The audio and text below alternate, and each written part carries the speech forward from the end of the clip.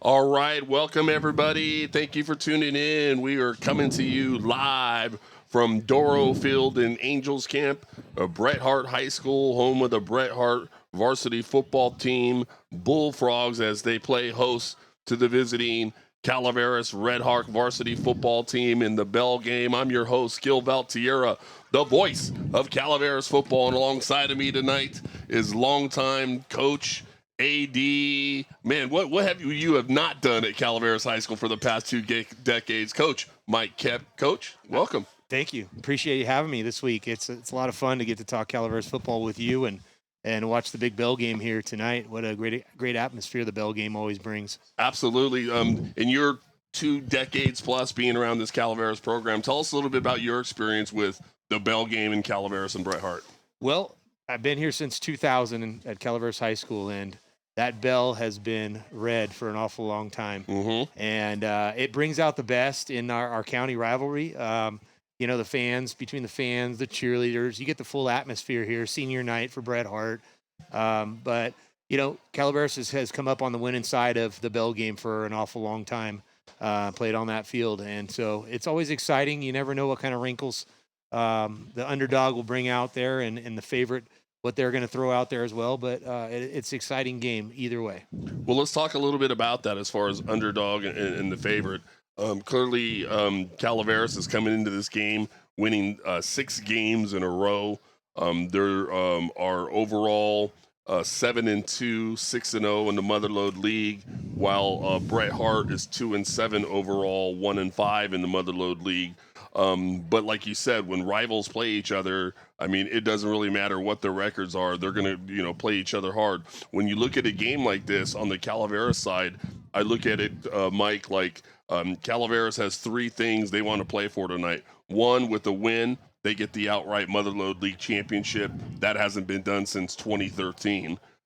Second, they're playing for that number 1 seed possibly in the CIF Division 7 playoffs. And why is that important? Home playoff games, right? It's tough to get on the road and go beat a team at their home. So if you can secure home field advantage throughout the playoffs, you definitely want to try to do that. And with a win tonight, that's also a possibility. And then, of course, let's not forget keeping that bell red, right? The victory bell, the perpetual trophy that goes to the school, that whoever wins the football game, that school takes it over. And so it's sort of like when you see, Cal, Stanford, Michigan, Ohio State, all these big-time rivalries that play each other. Calaveras and Bret Harte has been a long-time rival when that game happens. You mentioned Bret Harte being the underdog, but they come out where Calaveras has got a lot to play for. They don't have really much to play for. They're probably not going to make the playoffs. And so really nothing to lose, but a lot to gain as far as bragging rights. If you're a senior on this team and you're the team that broke the streak and beat Calaveras, that's a big deal. And for Calaveras and the coaching staff and players, anytime you're going to face a team that has nothing to lose and everything to gain, that could be a dangerous team. Absolutely. I've coached a lot of teams over the years, and you go in there and being the favorite, and it's a tough thing to carry on your shoulders sometimes.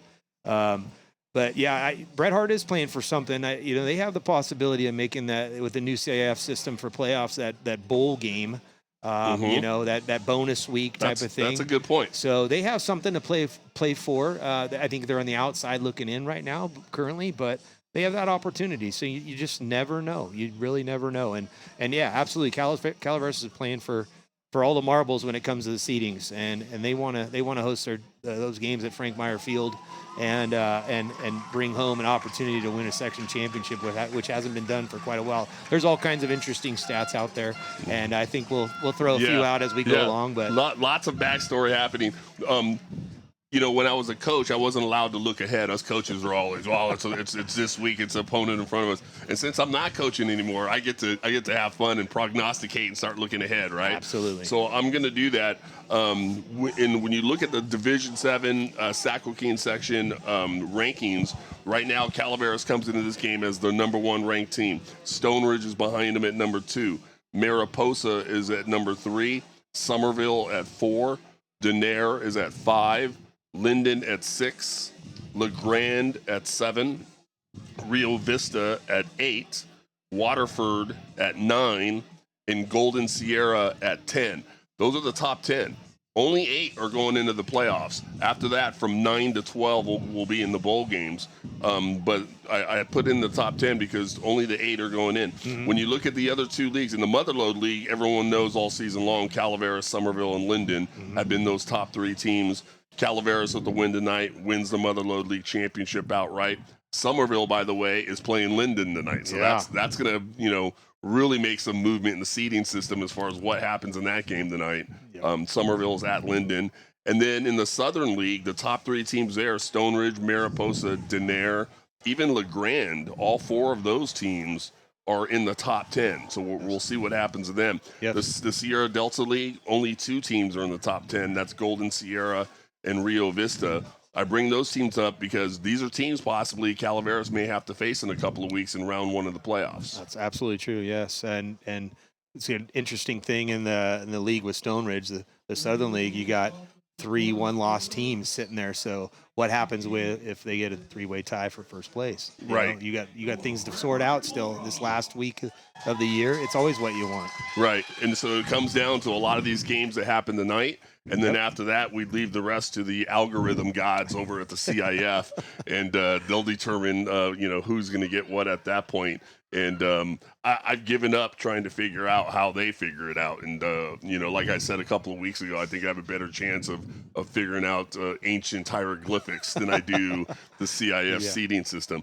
So right now, folks, captains are being called to the middle of the field. Calaveras are here at Bret Harte, and they're all white, so white pants, white jerseys, maroon helmets, and Bret Harte in their home, dark, all black. Black jerseys, black pants, black helmets, and then purple and gold outlining there. And for Calaveras, it looks like, I believe that's number 6. Is that Cohen Curran, I believe? Yes, it is. Is one of the captains. And it's hard to see from our vantage point. And some of the numbers, forgive me, on the Bret Hartes might be a little bit tough because they're black numbers on black jerseys. And it's going to be a little bit tough to see some of these numbers for them. It looks like 53 for Calaveras, and we got 50 as well. So that's Buddy Cavanaugh, and is that Michael Crandall as well? Looks like we got Buddy Cavanaugh. Looks like we got Jordan Lyles out there as well. All right. Looks like number 9, one of the captains for Bret Harte. I think that's their quarterback, Robles. Yes. Yeah.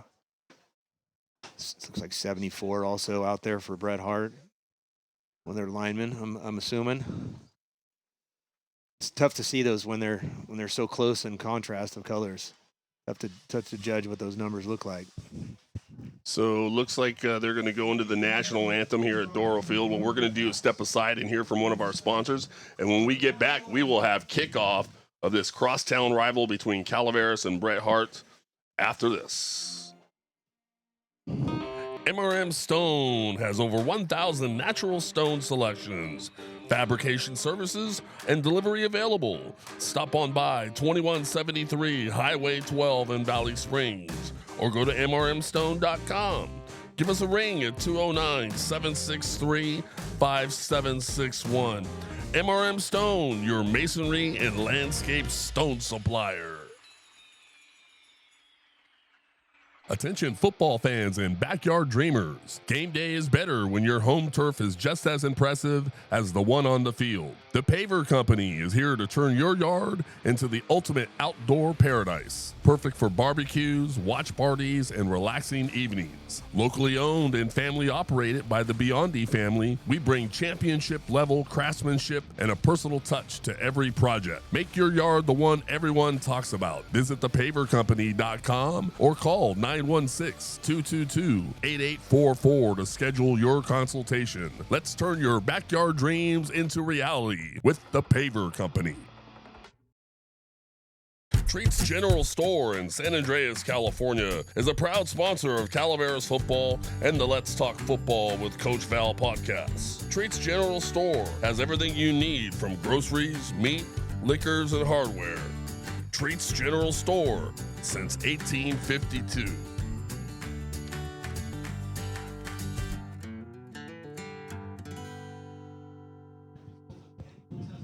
All right, welcome back, everybody. Gil Valtierra and Mike Koepp coming to you live from Bret Harte High School in Angels Camp on Halloween night.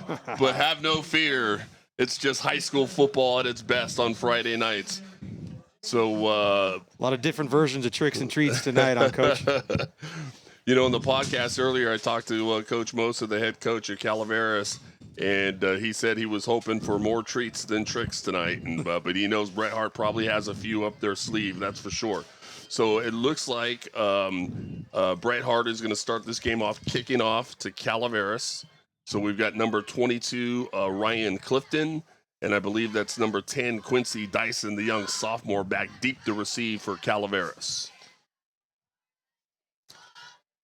And again, these black numbers on black jerseys make it very difficult from our vantage point to see the Bret Harte players, but we're going to do the absolute best we can.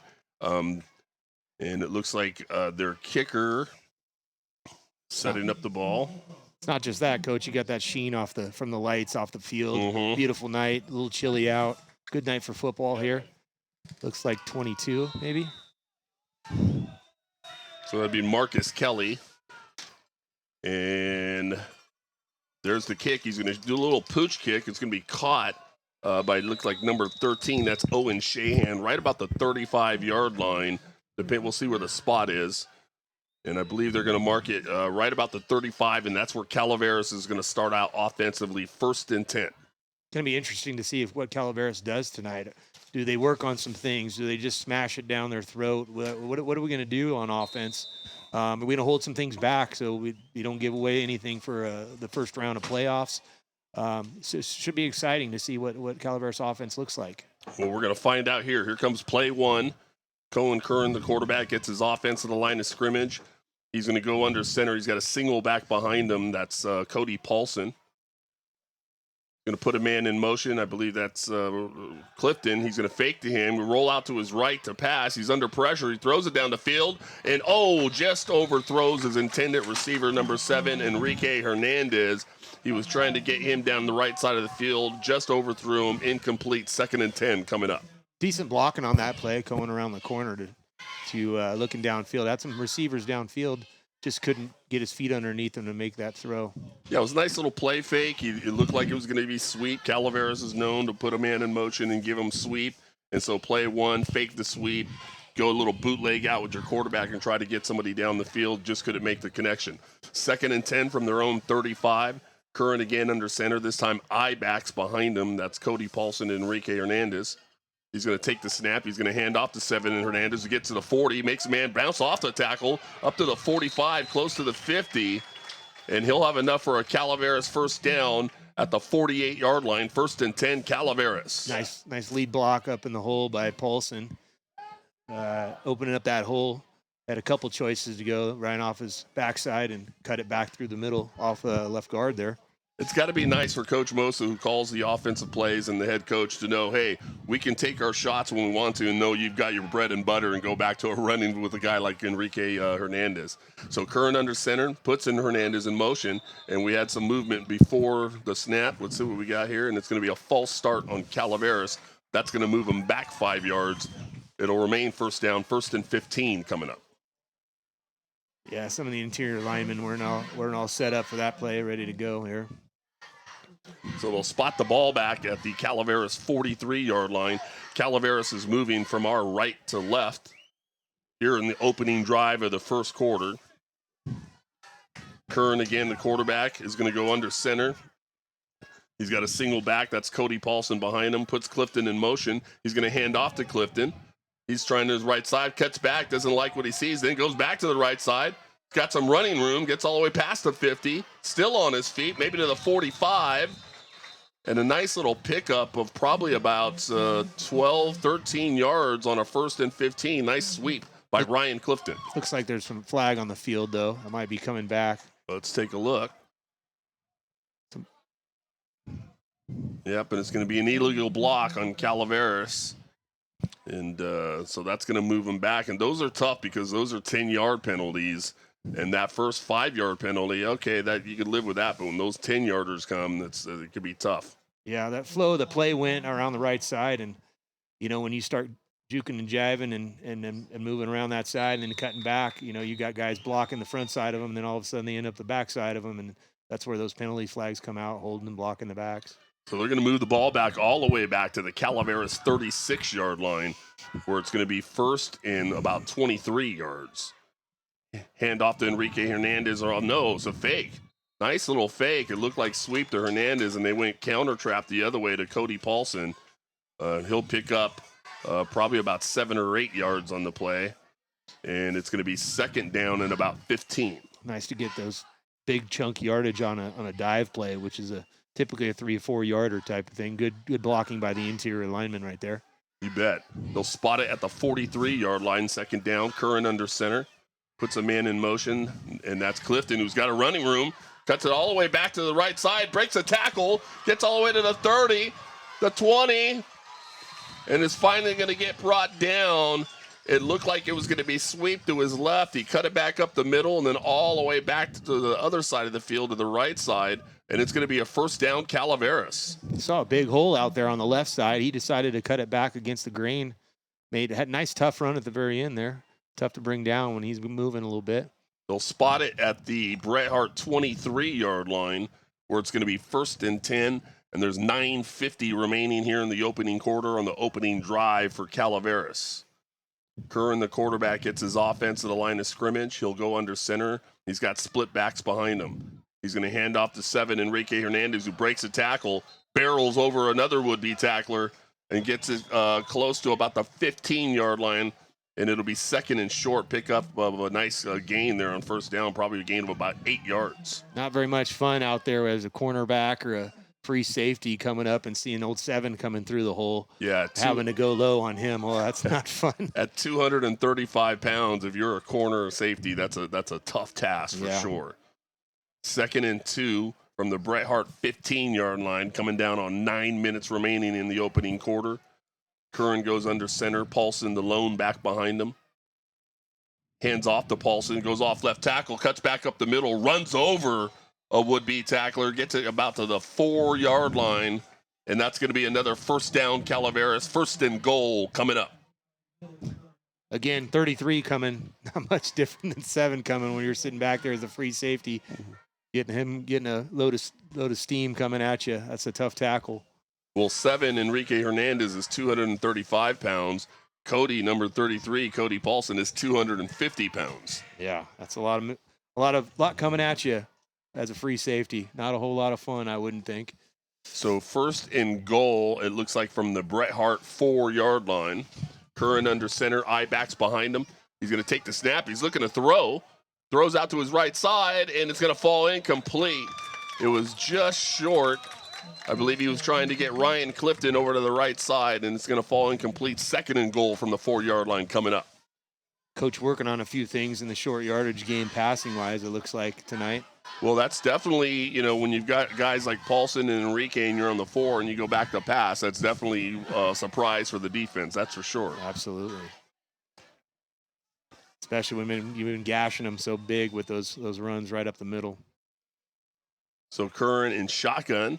Puts a man in motion. He's going to hand it off that motion man. That's 22, Ryan Clifton, who goes to the left side. And it's a touchdown, Calaveras.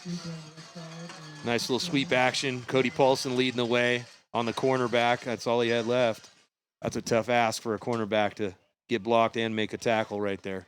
Number 22, Ryan Clifton, who lined up at the receiver spot on the right side.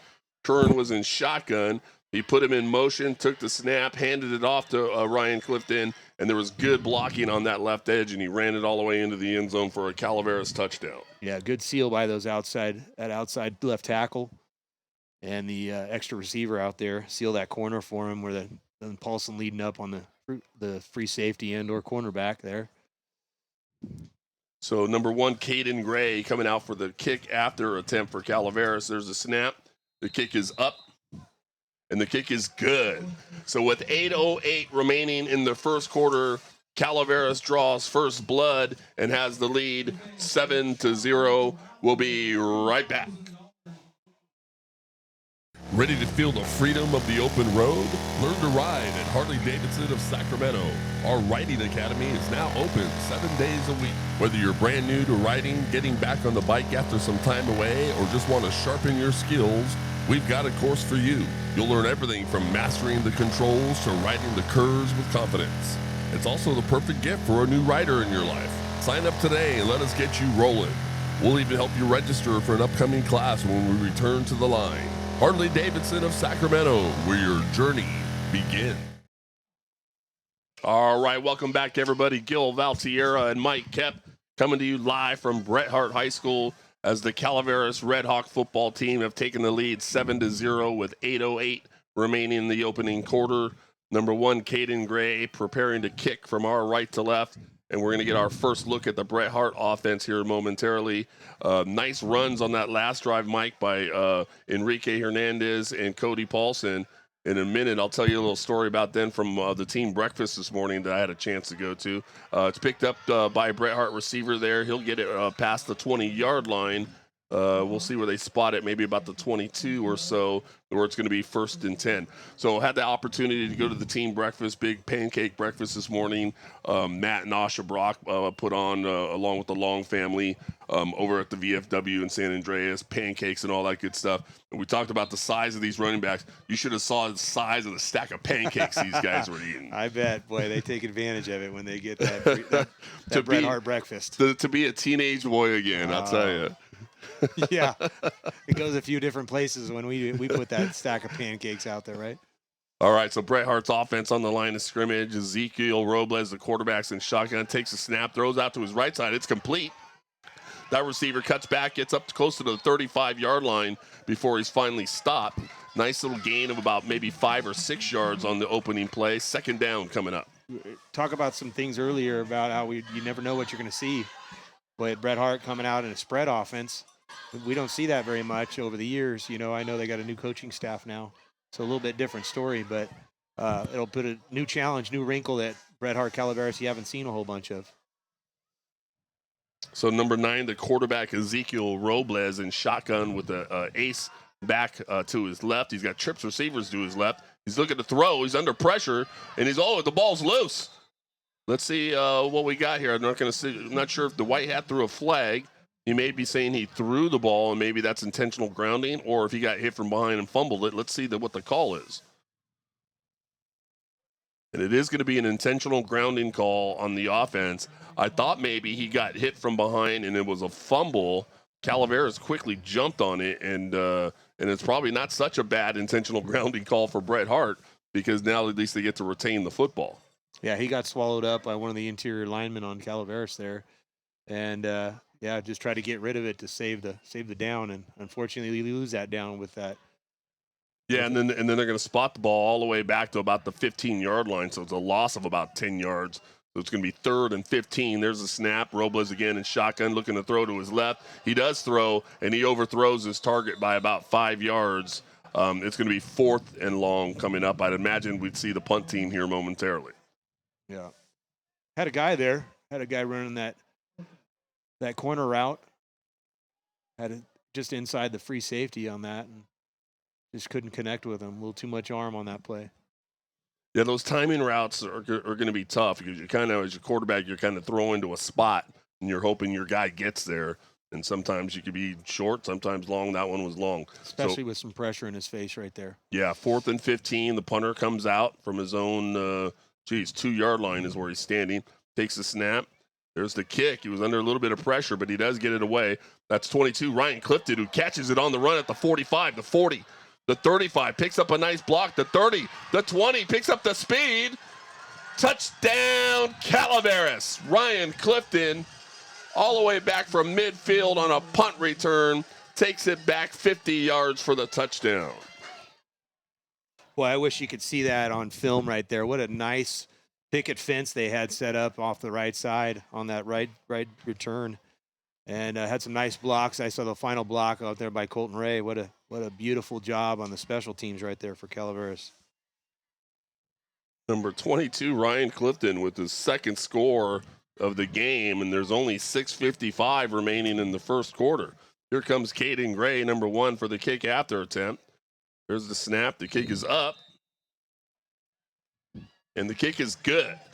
So with 6:55 remaining in the first quarter, Calaveras has the lead 14-0. We'll be right back. Treats General Store in San Andreas, California is a proud sponsor of Calaveras football and the Let's Talk Football with Coach Val podcast. Treats General Store has everything you need from groceries, meat, liquors, and hardware. Treats General Store since 1852.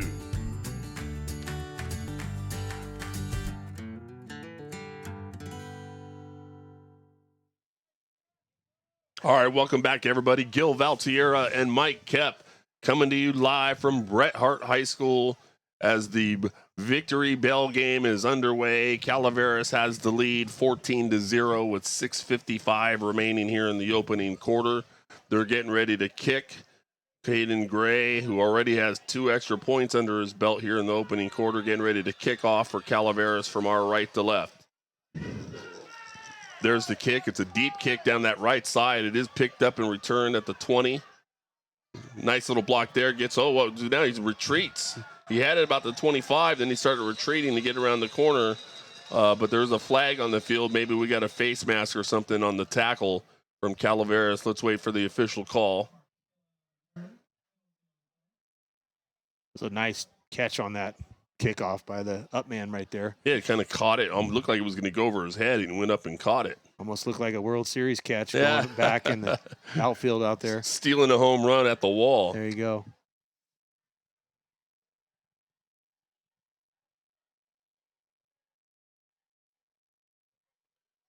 And it is on Calaveras. It's going to be, and we got offsetting. So we had the face mask, but then there was holding. So offsetting fouls. So they're just going to spot the ball, and let's pretend it didn't happen, and it's going to be 1st and 10, Bret Harte. Looks like everybody's walking back like we're going to get a re-kick.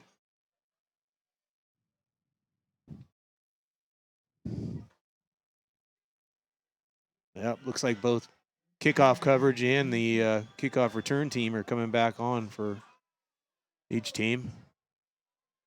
That's an interesting, they're just going to have to replay the down. Don't see that too often. No. Not on special teams anyways. Maybe Bret Harte's thinking, hey, Calaveras might be a little tired running all the way there to make that tackle.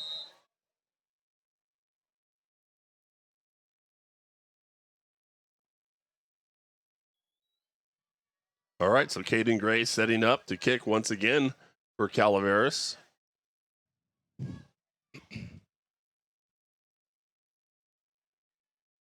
They're kicking from our right to left.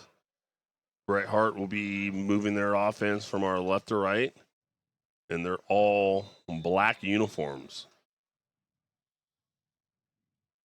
There's the kick. Nice deep kick. It lands about the 10-yard line. Bounces to about the 5. Picked up by a Bret Harte receiver who tries the right side. Cuts back up the middle. Breaks one tackle. Nice little spin move. He'll get across the 20-yard line, maybe about the 22.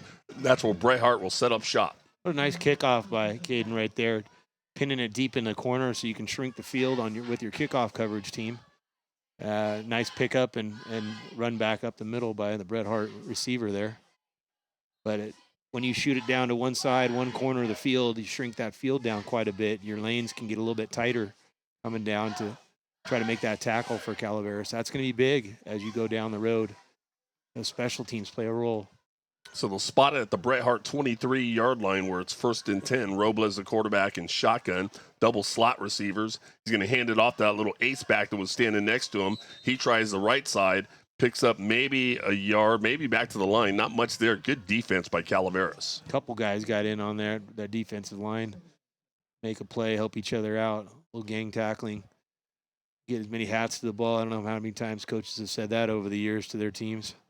Many hats as you can to the ball always helps out. Slips one tackle, you got a couple other guys there to clean it up. If I had a nickel for every time I said that, Coach, I'd be sitting all right now. Yeah. So here goes Robles in shotgun, double slot receivers to each side. That ace running back to his left takes the snap, looking to throw, got some pressure. He just takes it himself right up the middle, and he'll get it just past the 30-yard line, picks up probably about 6 yards on the play. Nice little decision. Nowhere to go, get what you can get, and come back for the next play. That's what happens. You spread the team out. You got receivers wide both sides, doubles out there, and you got a lot of open space in the middle because you're spreading out that defense so much. That was a good play by the quarterback for Bret Harte. Number 9, Ezekiel Robles. Nice little run up the middle. It's going to be about 3rd and 2 from their own 31-yard line. With 5:19 and the clock moving, they're down 14-0. Robles again in shotgun. Puts a man in motion. He's going to hand off to that motion man. He's going to try that right edge. He's got a little bit of running room. Gets up close to the 35-yard line. And then he's abruptly stopped by number 33, Cody Paulson. We finally got a number for Bret Harte on that play because they're coming right at us. You see the big numbers on their chest. That was Ryan Lee coming at us on that little sweep action. All right. Well, nice job, Ryan Lee. We finally saw a number. Folks, black numbers on black jerseys are not user-friendly for announcers. That's for sure. That is tough. All right. Robles again in shotgun. He's got trips receivers up to his left side. There's the snap. He's looking to throw. He's got some pressure. That's Wyatt Arias. He's finally going to throw it away.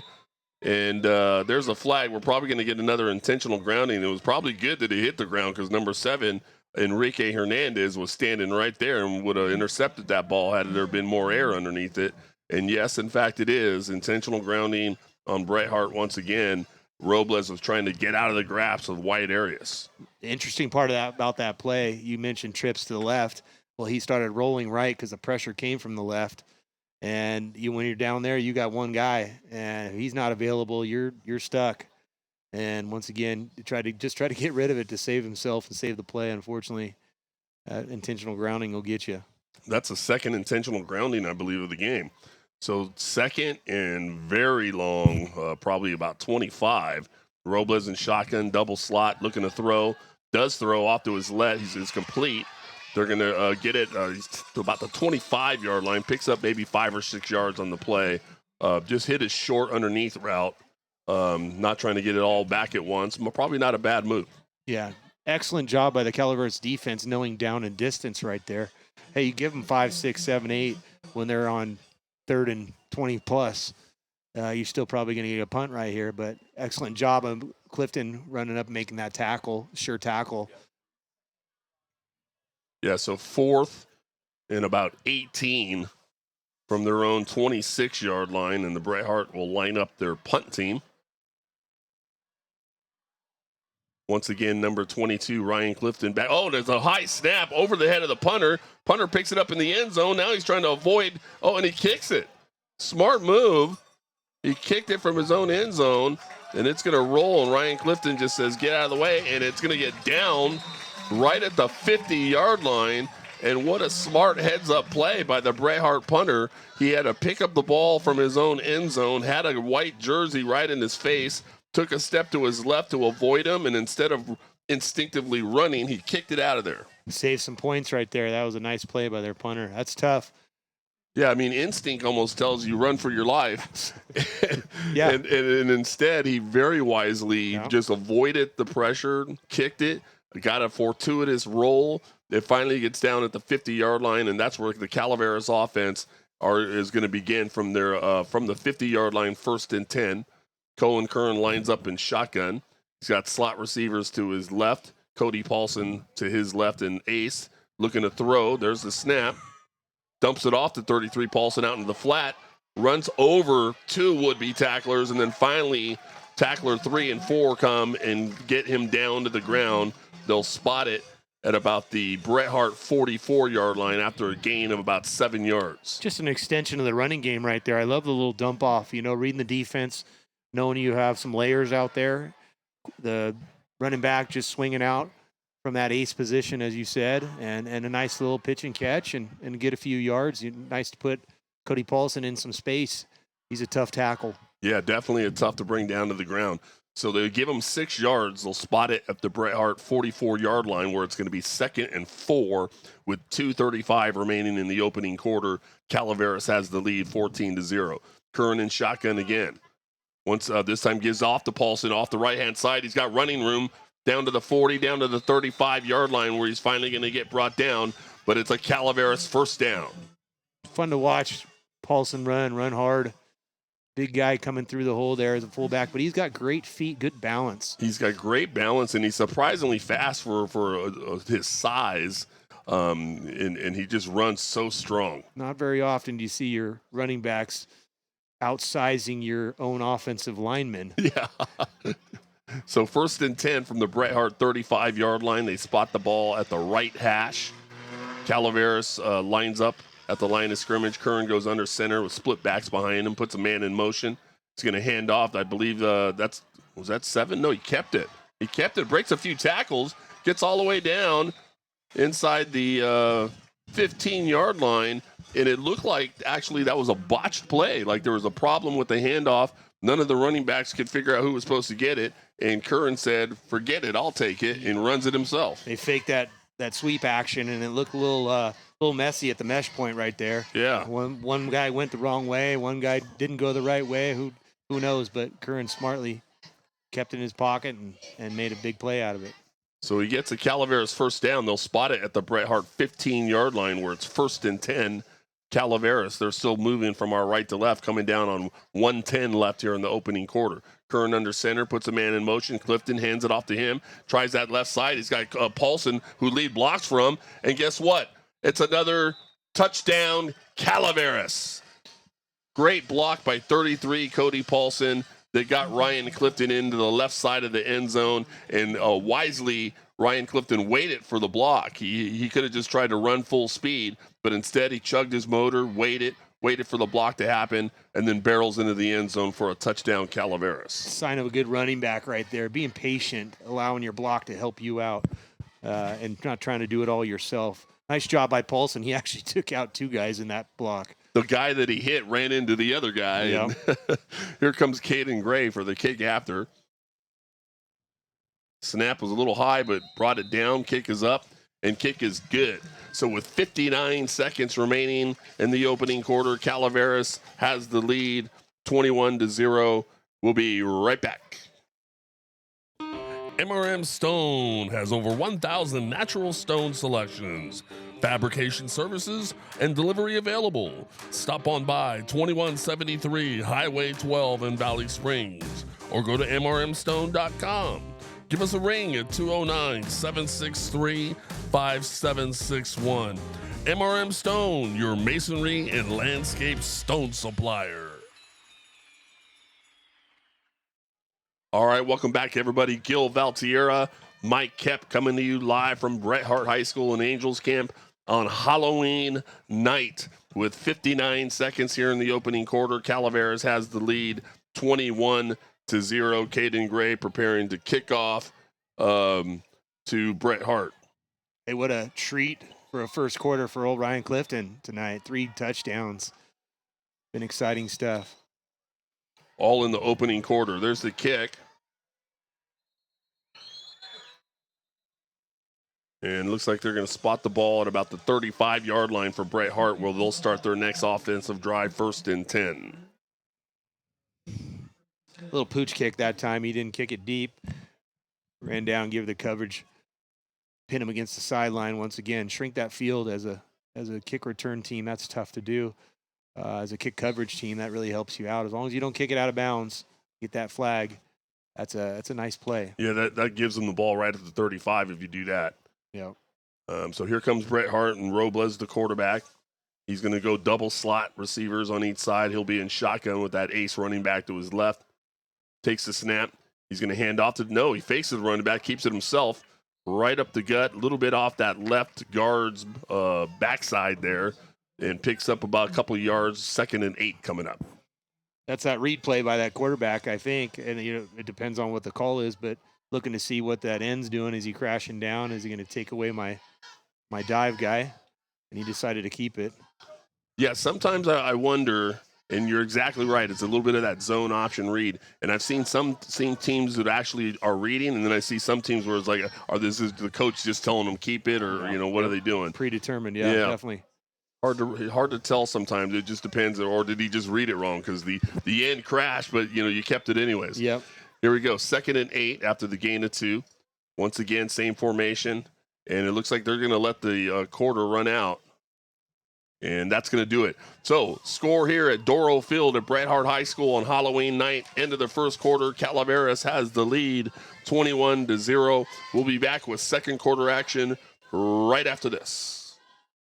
Attention football fans and backyard dreamers. Game day is better when your home turf is just as impressive as the one on the field. The Paver Company is here to turn your yard into the ultimate outdoor paradise. Perfect for barbecues, watch parties, and relaxing evenings. Locally owned and family operated by the Biondi family, we bring championship level craftsmanship and a personal touch to every project. Make your yard the one everyone talks about. Visit thepavercompany.com or call 916-222-8844 to schedule your consultation. Let's turn your backyard dreams into reality with the Paver Company. All right, welcome back, everybody. Gil Valtierra and Mike Koepp coming to you live from Bret Harte High School as they get ready for second quarter action. It's been all Calaveras thus far. Specifically, it's been number 22, Ryan Clifton, with the hat trick already, 3 touchdowns, 2 of them offensively, one of them on the punt return. We ran it back 50 yards for a touchdown on the big punt return. They switched sides, so now Bret Harte will be moving from our right to left. Calaveras defending on the left side of the field. Calaveras, once again, still all in their white uniforms and maroon helmets. Bret Harte looking like they play for the dark side here on this Halloween night. Black pants, black jerseys, black helmets. Only thing we're missing is the black cat running across the field, right, Coach? So Robles, the quarterback, and shotgun, double slot receivers. He's going to take the snap. He's looking to throw. He's got pressure, and he's going to complete. Gets across, just across midfield. I believe that was, I want to say 22. Again, the numbers are really hard. Hopefully he comes this way a little bit so I can try to see. Looks like 2, Coach, I think. Or 12. I think it's 12. Yeah, I like that call. Yep. Ryan 12. Lee. Yep. We called his name earlier. Yeah, so Night he ran the slant, got it. First down. A nice little pass from Robles to Lee. 1st and 10, Bret Harte. They'll spot the ball at the Calaveras 49-yard. Nice little pickup there by the Bullfrogs. Robles again in shotgun. Puts a man in motion, takes the snap, gives it to that motion man. He's going to try that left side. And guess what? Number 13, I believe that's Owen Shahan, came up from his outside linebacker spot and made a fantastic play. It's going to be a loss of 3. Solid play right there. Go back one play before. Cody Paulson almost had the interception on that ball. Just outstretched arms, just missed it on that slant. Nice pitch and catch by the Bret Harte quarterback receiver. Excellent job of the Calaveras defense right there, stringing that out to the side and making a good sure tackle by Shahan. Got some other his buddies right behind him, but he didn't need him. He made a sure tackle there. It's tough to run sweep on a team that runs sweep because they've seen that play 1,000 times, right? Yeah, it's our bread and butter. That's true. 2nd and 13. Robles in shotgun, takes the snap. He's looking to throws it off to his left side, and he's got, I believe that's Lee again, and a nice little pickup again. Ryan Lee having himself for a first half here for the Bret Harte Bullfrogs. Nice little throw and catch from Robles to Lee. It's enough for another Bret Harte first down. Once again, they're spreading those defensive backs out. They just ran a seam straight down the seam. Beautiful throw by the quarterback right there. Nice sure tackle by Dyson on the back end, but it's tough to cover 4 receivers out there in that zone. They're challenging the defensive backs for Calaveras. Yeah, they'll spot the ball at the Calaveras 33-yard line coming down on 10 minutes. Calaveras has the lead 21-0. Bret Harte is on the move. Robles in shotgun, takes a snap. Looking to throw again. Under pressure, throws off to his left side, and this time it's going to fall incomplete. Robles got rid of it probably sooner than he wanted to. Nice pressure by the defensive line up front. 2nd and 10 coming up. Looked like a little scramble drill there. Quarterback getting out of the pocket. Receivers adjusting their route. Sometimes if you're not on the same page, you might be running. Yours might be zigging when he thinks you're zagging, and you just never know. But coming out of the pocket, good pressure by the Calaveras front 7 there. It's going to be interesting to see so far in this drive. Calaveras has only had 1 safety playing back deep, even though there's 4 receivers. There's Robles again. He's going to fall incomplete. He was trying to hit one of his receivers that was running out into the flat in a little short route, and he just threw it probably sooner than he wanted to and ended up throwing the ball short, incomplete. Third down coming up. Yeah, pressure caused that tough throw for him. Didn't get his feet underneath him to make it. He had the guy in a little swing route. Shahan was out there covering it solidly in the flat. A one-on-one chance for a tackle if he would have made the catch. I'm wondering when Coach Clark, the D coordinator, pretty soon he's going to throw that second safety up top just to be safe. And we'll see. Actually, I think he just did on this play here. There's Robles again, and this time it's thrown behind his intended receiver. That's going to fall incomplete. It's going to be 4th and 10. So the moment I'm thinking when you're going to go from one safety to two safeties, Coach Clark switches to two safeties. Yeah, you saw Shahan rotate back there and go too deep. But once again, we don't see throwing very often, so it's tough. When you don't see something, you're not used to it. Like you just said about that sweep, we see that all the time. We know how to defend that. You get these guys throwing the ball around the yard, you just never know what you need to do, the adjustments you have to make. That's a good point. They spot the ball at the 33-yard line of Calaveras. It's 4th and 10. Bret Harte keeps the offense out on the field. Robles in shotgun. He's got trips receivers to his right. He's looking to throw. He throws. Oh, and it was almost intercepted. Number 10, Quincy Dyson, had it in his hands and couldn't quite bring it in. But nonetheless, that incomplete is going to be a turnover on downs. 1st and 10, Calaveras going the other way. Yeah, had that defended pretty well. Dyson over the top. Linebackers got a good drop. Had to dump it over the top of the linebackers, and it made it over the top of his own receiver. I think it was Lee again he was looking for. And Dyson was expecting Lee to catch it and have to make a tackle, and it hits you instead of having to make that tackle. It's a tough situation sometimes as that free safety. Sometimes as a safety, you can't believe that it's actually, I have a chance, or you can't believe it. Right. So here comes Curran under center. Ibach's behind him. He's going to pitch it off to Enrique. Has trouble getting it, but he gets the control of it. Runs off to his left side, breaks a tackle, gets across midfield, turns on the speed, and I think he's finally going to get pushed out right about the 43-yard line of Bret Harte. And it's a good darn thing, because if you hadn't pushed him out of bounds there, he might still be running. Man, I'd love to see the film on that play right there. I don't know if you caught it, but old Cody Paulson levels that guy for the lead block on that pitch. And 7 was out there on the races there.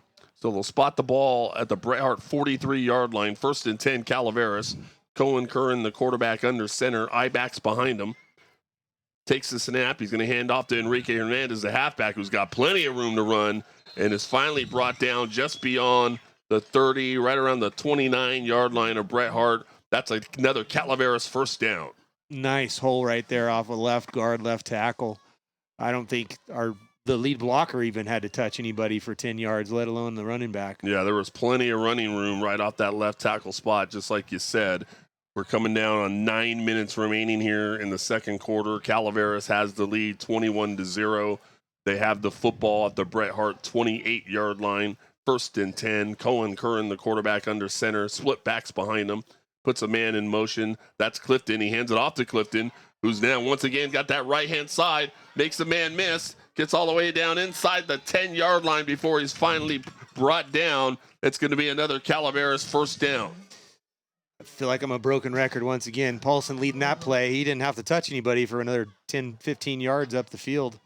But Ryan Clifton's speed around the corner really helps. It's nice big chunk play once again. They're going to spot the ball at the Bret Harte 8-yard line, where it's going to be 1st and goal, Calaveras. Curran's got his offense at the line of scrimmage. Paulson, the single back behind him. He's got slot receivers to his left. He puts Enrique in motion. Fakes to Enrique, gives to Paulson on the counter trap, takes in a would-be tackler, and it's a touchdown, Calaveras. Another nice hole off the left side of the line. Looked like the action was going one way, and we little trap action on the backside. Paulson runs that in from about 8 yards out. What a nice play by the offensive lineman. That a good drive for them on that touchdown drive. Yeah, they put Enrique Hernandez in motion out of that slot spot. Faked to him like they were going to give him sweep, and instead handed it off to Paulson on the counter trap, and he ran it from 8 yards out and took a would-be tackler with him into the end zone. Here comes Gray for the extra point after. There's a penalty flag prior to the kick, and it's offsides on the defense. Let's see what Calaveras decides to do here. They can opt to go for 2, or they could just try to kick it again. Let's see what they do. It looks like they're going to just try to kick it. I think they might have moved it up half the distance.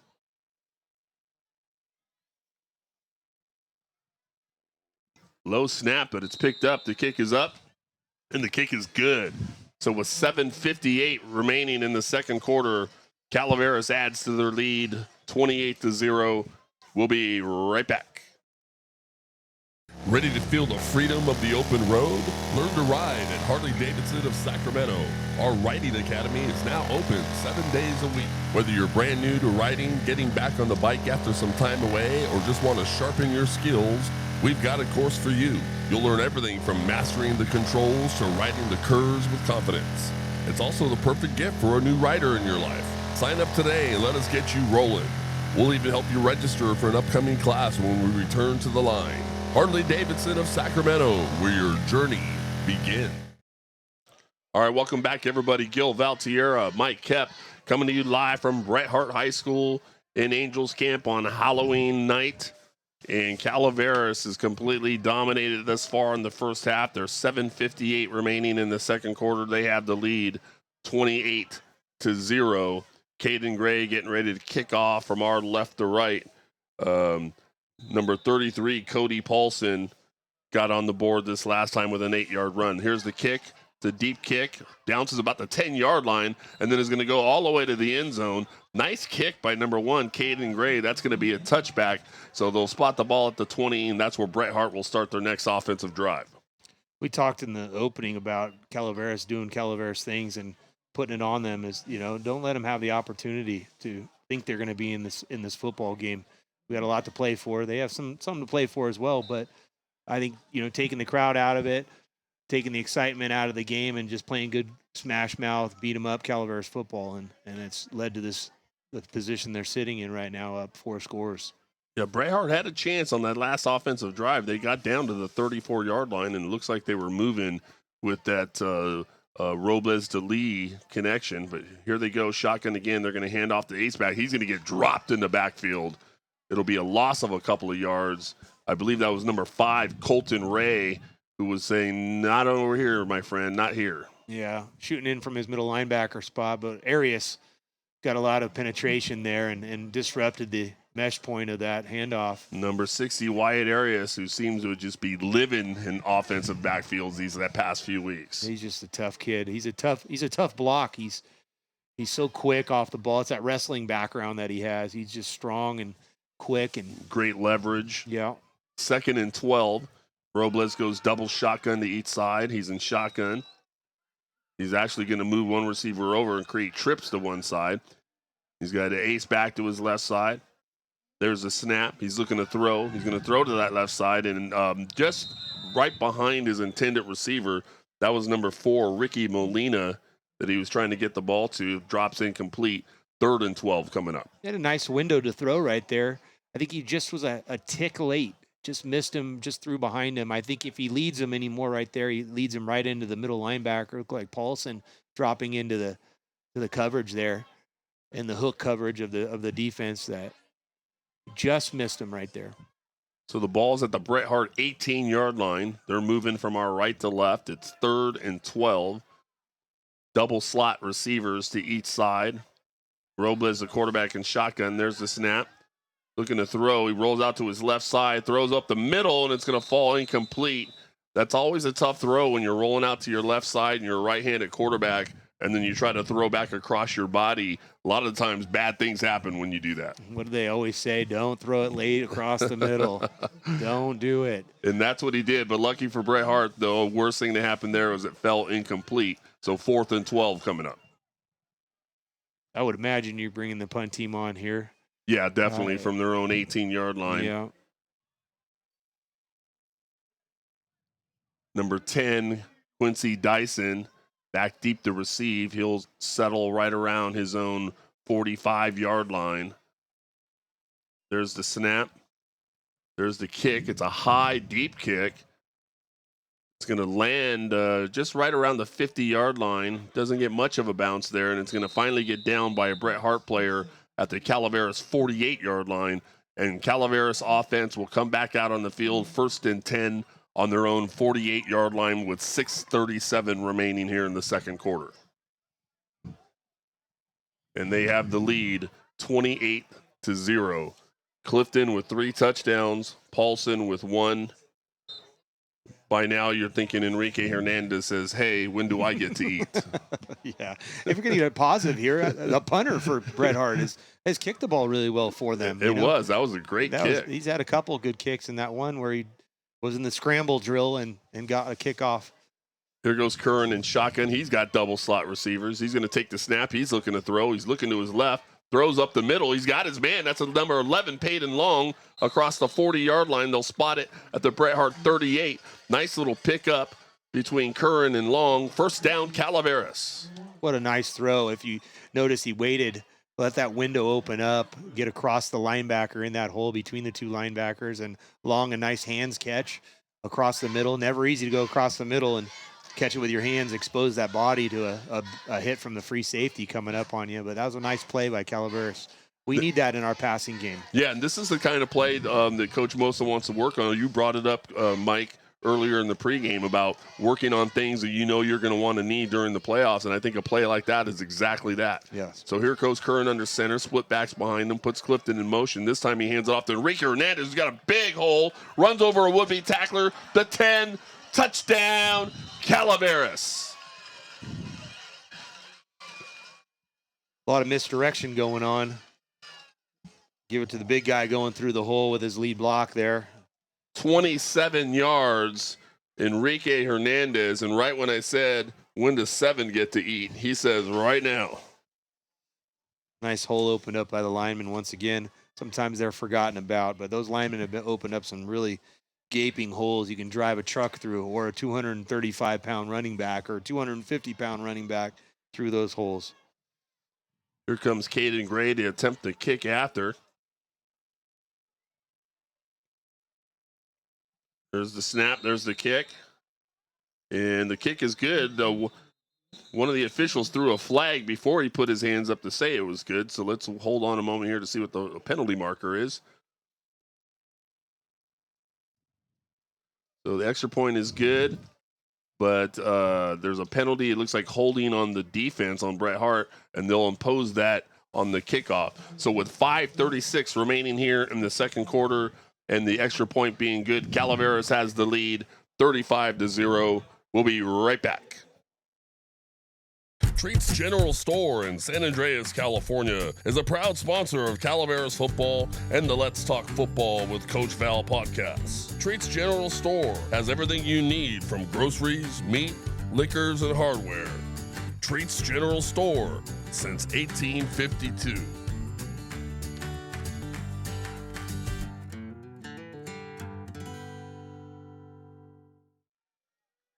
Welcome back, everybody. Gil Valtierra, Mike Koepp, coming to you live on Halloween night here at Bret Harte High School and Angels Camp. Calaveras has just added to their lead 35-0 with 5:36 here in the second quarter remaining.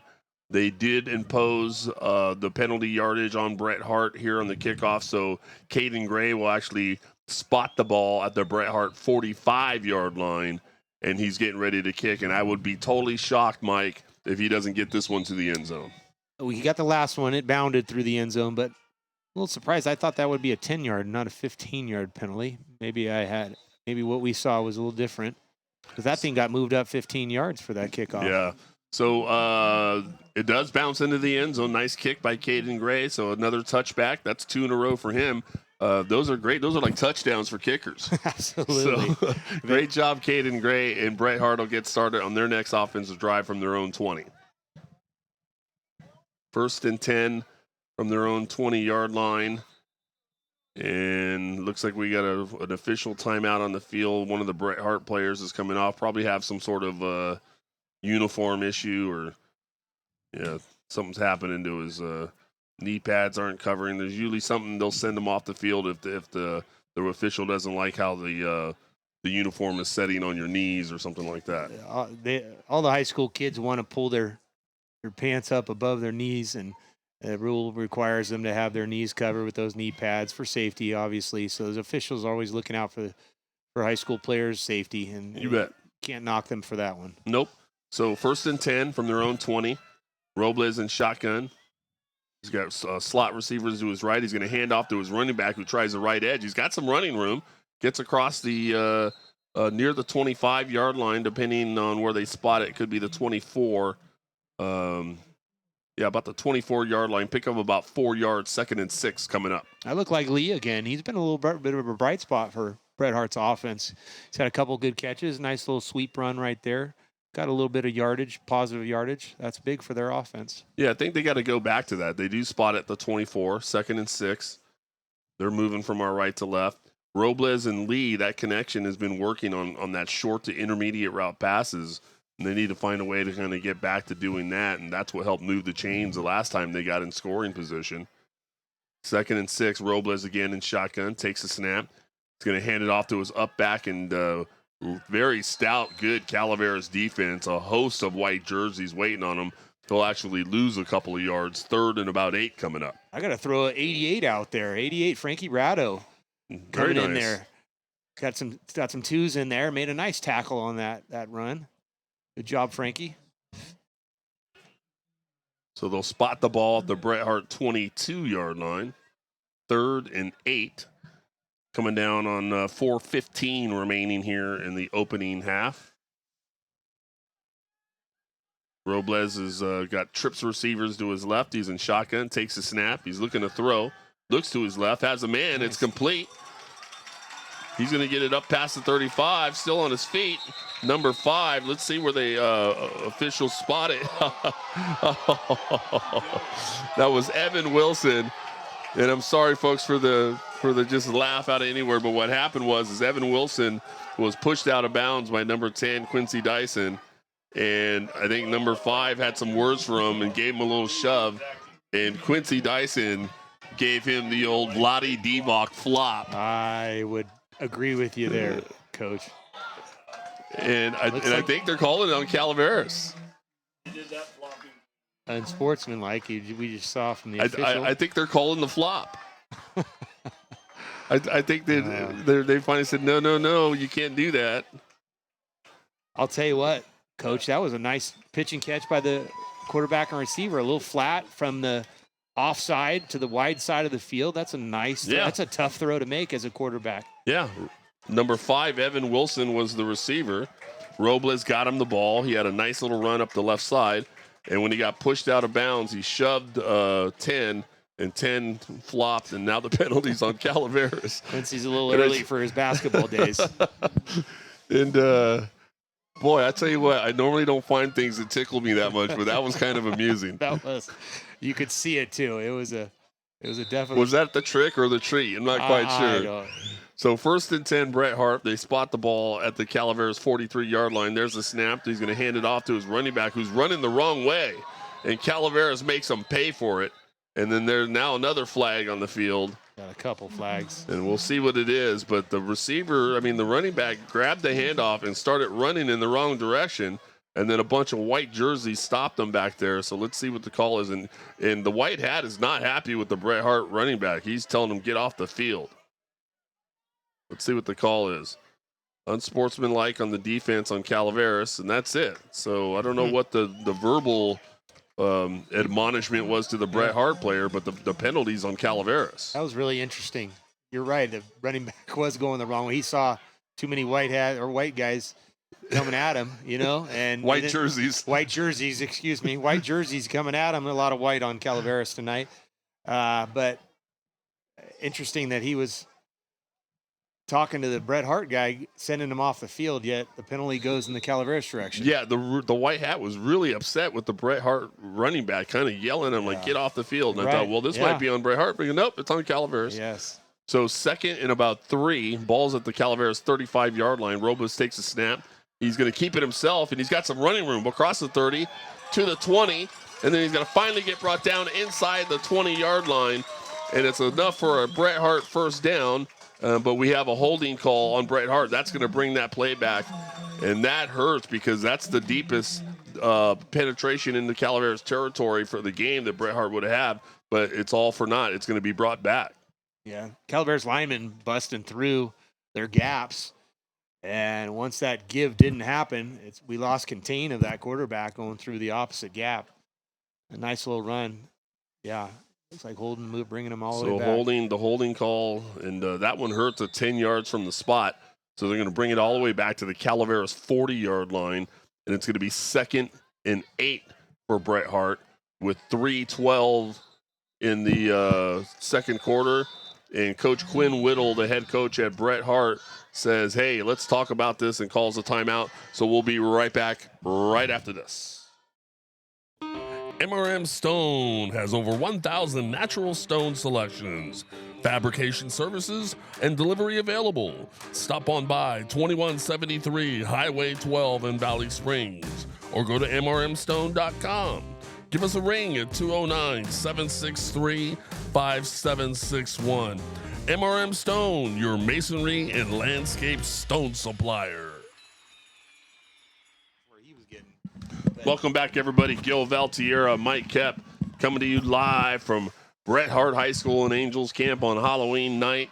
Calaveras has the lead 35-0 with 3:09 remaining in the first half. Bret Harte has the ball. They've been on the move. They have the ball at the Calaveras 40-yard line where it's 2nd and 8. Robles has had some success running the ball and throwing the ball to some short routes to his receivers. He's in shotgun. He's got trips to his right. He's looking to throw. He's under pressure, throws it, and it's going to fall incomplete. Number 20, Corey Castle, was right in his face, and clearly Robles threw that ball well before he intended to and wanted to. Yeah, a lot of pressure up the middle there. Castle and Arias once again converging on the quarterback. Tried to get that ball to Lee again, looking for his favorite target here tonight. Yeah, so the incomplete will bring up 3rd and 8 coming up. And Robles has had some success throwing to number 12, Ryan Lee, and to number 5, Evan Wilson. And so far, those have been his 2 favorite targets that he's been trying to hit. 3rd and 8, balls at the Calaveras 40-yard line. They're moving from our right to left. Double slot receivers to each side. Robles in shotgun, takes a snap, looking to throw. He's looking to his left side, throws it deep, and it's going to fall incomplete. He was trying to hit number 12, Ryan Lee, and this time they could not connect. 4th and 8 coming up. Good coverage right there by 32, Rivas on that flat. Getting out there and... Durrell? Wow. Yes. Man. Rivas Island out there. Good old Aaron Rivas. Gotta love Aaron Rivas. He brings a lot of energy to the team. Nice lockdown corner. Yes. Love it. 4th and 8. Ball at the Calaveras 40-yard line. Kind of in no man's land here in a 35-0 ball game. Bret Harte clearly keeping the offense out on the field at this point. Double slot receivers. Balls on the right hash. Actually, he'll put trips over that short boundary side of the field. Robles in shotgun. There's the snap. Looking to throw. He throws to the single receiver side, and I believe that's Sano. It falls incomplete. Number 22, Ryan Clifton, was manned up on that single receiver side, and he dove to try to intercept it, but it hit the ground first. Nonetheless, turnover on downs. 1st and 10, Calaveras going the other way. Boy, Robles just a little sketchy in the pocket right there. I think he was expecting a little bit more pressure more quickly. Got rid of that before his receiver was ready for the ball to be on top of him, and I think it was more towards Clifton, fell a little short of him. But he had a guy there.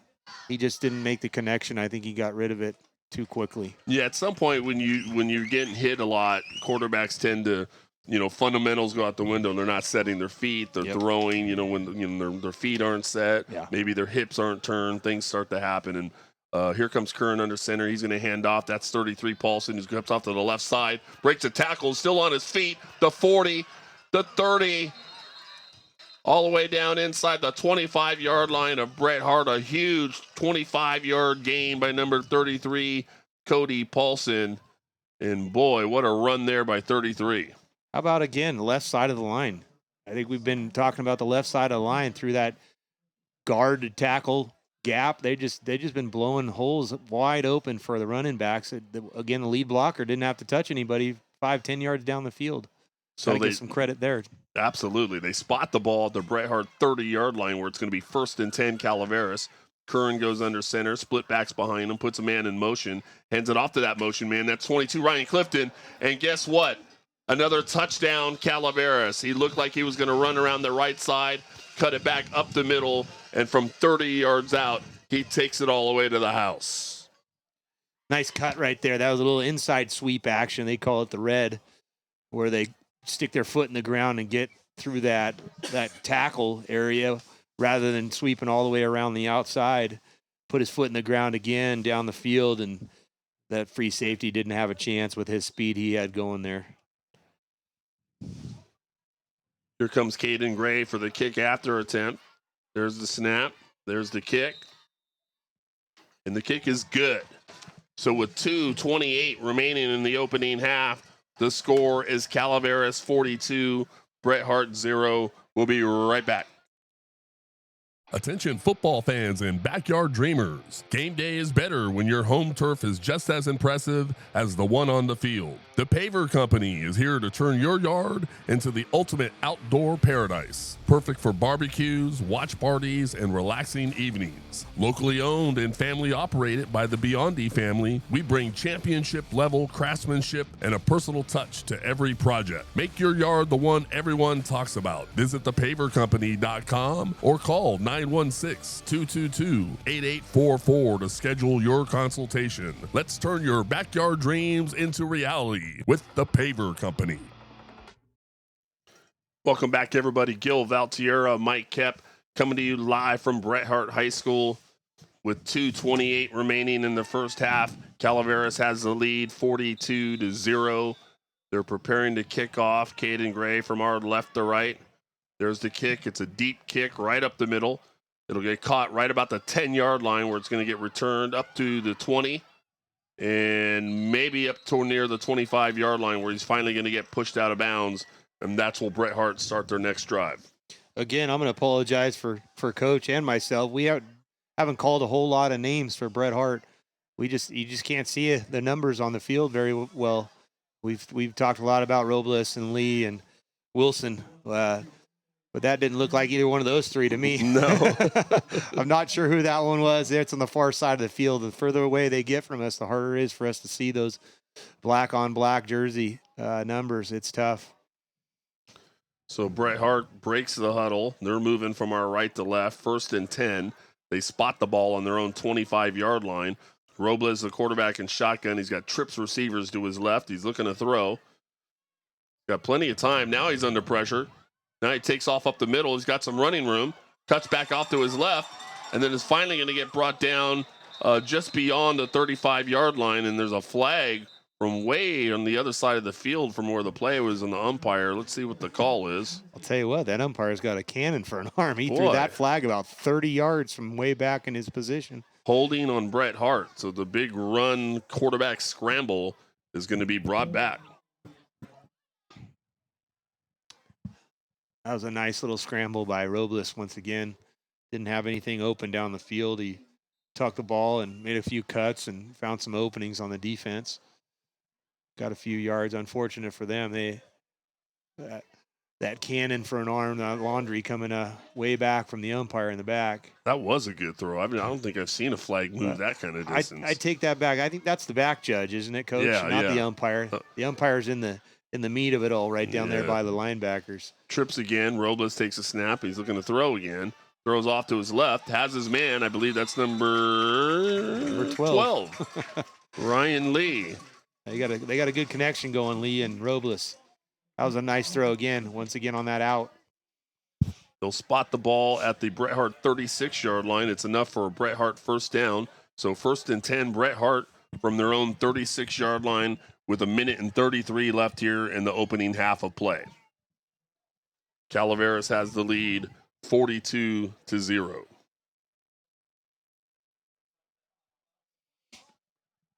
Robles, the quarterback, gets his offense to the line of scrimmage. He goes trips receivers to his right. He's in shotgun. There's the snap. He's looking to throw. Throws to the single receiver side, trying to go deep. 80's on the coverage, and it's going to fall incomplete. And there's the flag. Well, we're going to see what the play is. Number 80 from Calaveras We got Lucas Duval out there getting it. Was it 80 or 88? I can't quite. No, it was 80. Okay, it was 80. Duval back there for Calaveras. Nice coverage on the play. He had a little inside position on the receiver. Receiver tried to go up over the top of him to make that play. So yeah, the Calaveras corner, he was a one-on-one with that single side receiver away from the trips. He was with them step for step, went up, knocked the ball away. The Bret Harte receiver seemed frustrated and kind of reacted to the negative play, and it's going to be a personal foul on Bret Harte, and they're going to move that back 15 yards. So that's going to hurt them trying to move down the field. Nice coverage, Lucas Duval. That was a nice play on the single side. You get it on an island out there. It wasn't our Revis Island, but it was a Duval Island on that one, and it was nice coverage. Had the inside position on him and knocked that ball away, and the frustration of Bret Harte hurt him right there. So ball's at the Bret Harte 21. There's the snap. Trips receivers to his right. He throws off to his right, completes it. It's a short little pass to Lee, but this time Colton Ray and number 32. That's Aaron Revis. Aaron Revis make the tackle jointly, and he doesn't get much there. Maybe back to the line of scrimmage. Nice little joint tackle by those two young men. Yeah, that little flat play once again. They throw it out there, and we rally to the ball and make a good tackle. That doesn't gain a whole lot on those pitch and catch, but yeah, back to the original line there. And so the ball's at the 21-yard line. It's 3rd and 25, coming down on 48 seconds, and the clock's still moving. And Robles coming out with the play from Coach Whittle, and Bret Harte's still in the huddle, and I'm not so sure they're going to be in a big rush to even try to get this play off. I'm not sure there's much in the playbook for 3rd and 25, Coach. With 30 seconds left. Nonetheless, they're at the line of scrimmage. He's in shotgun. He's got double slot receivers to each side. Wouldn't be surprised to see a run right here just to keep that clock moving. Puts a man in motion. Takes the snap. He's looking to throw. And pumps it up the middle. Keeps it. Now he throws off deep to his left side. And it's going to fall incomplete. 7.5 seconds remaining in the first half as that ball falls incomplete, and now we're going to have 4th and 25 coming up. Good job by the defensive backs right there, Revis and Duval, maintaining their coverage, maintaining their zone on that deep pass. When the quarterback starts scrambling, things can get all discombobulated back there on the back end. You never know. Good job by them staying deep as the deepest man. Definitely. So 7.5 seconds, it looks like, before the end of this first half. And what we're going to do at halftime, Mike, is we have an excerpt from the Let's Talk Football with Coach Val podcast. We call from around the league, and we go around and talk about all the Motherlode League teams, their records, their scores, who they played last week, who they're playing this week, what the standings are, all that good stuff. We're going to share that with our listeners. And then when we come back, we'll be able to break down this first half, talk about the second half, and that's going to be the last play, that punt. It'll get down right about the 35-yard line for Calaveras. Really doesn't matter. That's the last play of the first half with the score 42-0. We're going to go ahead and step away and share that from around the league, and when we come back, we'll break down the game, and we'll go from there. Have a listen. All right, welcome back. This next segment we call From Around the League, where we fill you in on what's going around the Motherlode League in our area of football. This past Friday, Big Valley lost to Somerville 49-6. And this week, tonight, Millennium is scheduled to be at Big Valley. I wouldn't count on that. I think Big Valley is done with their Motherlode League Play of the Year. I'm pretty sure Millennium's going to forfeit that game. Bret Harte lost to Riverbank 21-12. And so tonight, obviously, Calaveras will be at Angels Camp at Bret Harte. That's scheduled for a 7 p.m. kickoff. Halloween night. Don't be scared. Get out there. Don't be scared. You'll be all right. Linden loses to Calaveras 42-12. And then now Somerville will be at Linden tonight, 7 p.m. kickoff. That's going to be a good football game. Somerville at Linden. How is Linden going to bounce back after the disappointing loss to Calaveras? it's Halloween night. It's going to be a senior night over at Linden. They're going to do a big homage to Coach Miller over there. So there's lots of festivities happening for that game over at Linden. So that'll be an interesting football game. I'll be watching closely to see how that one is going. Millennium obviously lost to River Islands by forfeit. And then they were scheduled to go to Big Valley. Riverbank beat Bret Harte. Now Riverbank will be at River Islands in the Battle of the Rivers. Riverbank, River Islands. We're going to see who's the best river over there. That's scheduled for a 7 p.m. kickoff. Riverbank at River Islands. And then, of course, River Islands last week had the forfeit, so they had that extra week by Millennium to prepare, and they've got Riverbank coming in. Somerville, I mentioned earlier, beat Big Valley. They'll be at Linden, and then Calaveras beats Linden 42-12, and they'll be playing the Bell game at Bret Harte, 7 p.m. Coach, some comments around those Motherlode League contests? Yeah, I think everything's kind of coming to an end here. Somerville, Linden, that's going to be a big game for that D7 bracket. Where a guy's going to go. I think I could be wrong, but I'm pretty sure both teams, regardless, will make it. Where's everybody going to be? Right. Obviously, we're looking. We have our own business to handle, but we're looking to see. We're always curious. Sure. Yeah, man. I think Plus, it's hard to figure out that whole CIF algorithm that they've got going on there. It's like the old BCS system, right? Right. Well, it was cloudy on that day, and he played them, and we had roast beef for dinner, and you never know what the heck they're considering, but but yeah, it should be interesting. I feel like it's going to come down to you got a lot going on. I feel like this is probably a bigger game for Linden than it is Somerville, because it's like, how are you going to respond, to that loss? I mean, I felt like they probably walked out of there going, we didn't expect to lose like that, right? I mean, they probably were expecting a closer game. How are they going to bounce back from that? Are they going to, pack up their tents and or are they going to come back twice as strong? And so I think there's some question mark there. And then watching the style of play, in my own opinion, right? Linden seems to be that team where when they're in the open field, they're dangerous, watch out. But if you go back them into a corner, and then all of a sudden it's, it's like that Mayweather boxing kind of guy compared to the slugger in the middle of the ring. And Somerville's shown clearly that they're a physical football team, and that they're going to be physical. And so that style of play versus how Linden's going to react. There's a lot of underlying backstories going on in that football game. Well, and we don't make up schedules. They're given to us. And Linden having to play us and Somerville back to back, that's a tough one. That's tough. And it was like that last year too. Their last two games was Somerville, Calaveras. Right. And we know their last game's always going to be Somerville. We know that. Right. But is that a rivalry thing? Do they have an old rivalry, Somerville Linden? It off and on over the years. Because the last week they tried to be rivalry week, right? So you got Calaveras, Bret Harte, you got Amador, Argonaut. Yeah, back when I played, it was Linden, Somerville last game of the year. Okay. But yeah, I think hard not to think Linden might not be beat up a little bit this week. It was a pretty physical game last week, and now they got to go up. It's at home. That's good for them. Right. But then they got Somerville, who's another physical team coming in to play them. So, I think you said it a second ago. It's going to test their character. Sure. No question. It's good football. It's good football. That's what we want to play. Yeah. And it's Halloween night, and you get all these festivities. Like I said, you got so much backstory going on in that game. I mean, it should be a lot of fun for that community over there. Yeah, agreed.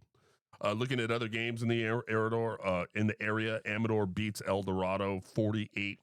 Blankenheim, their quarterback's on fire right now. He's that team's happy to have him back.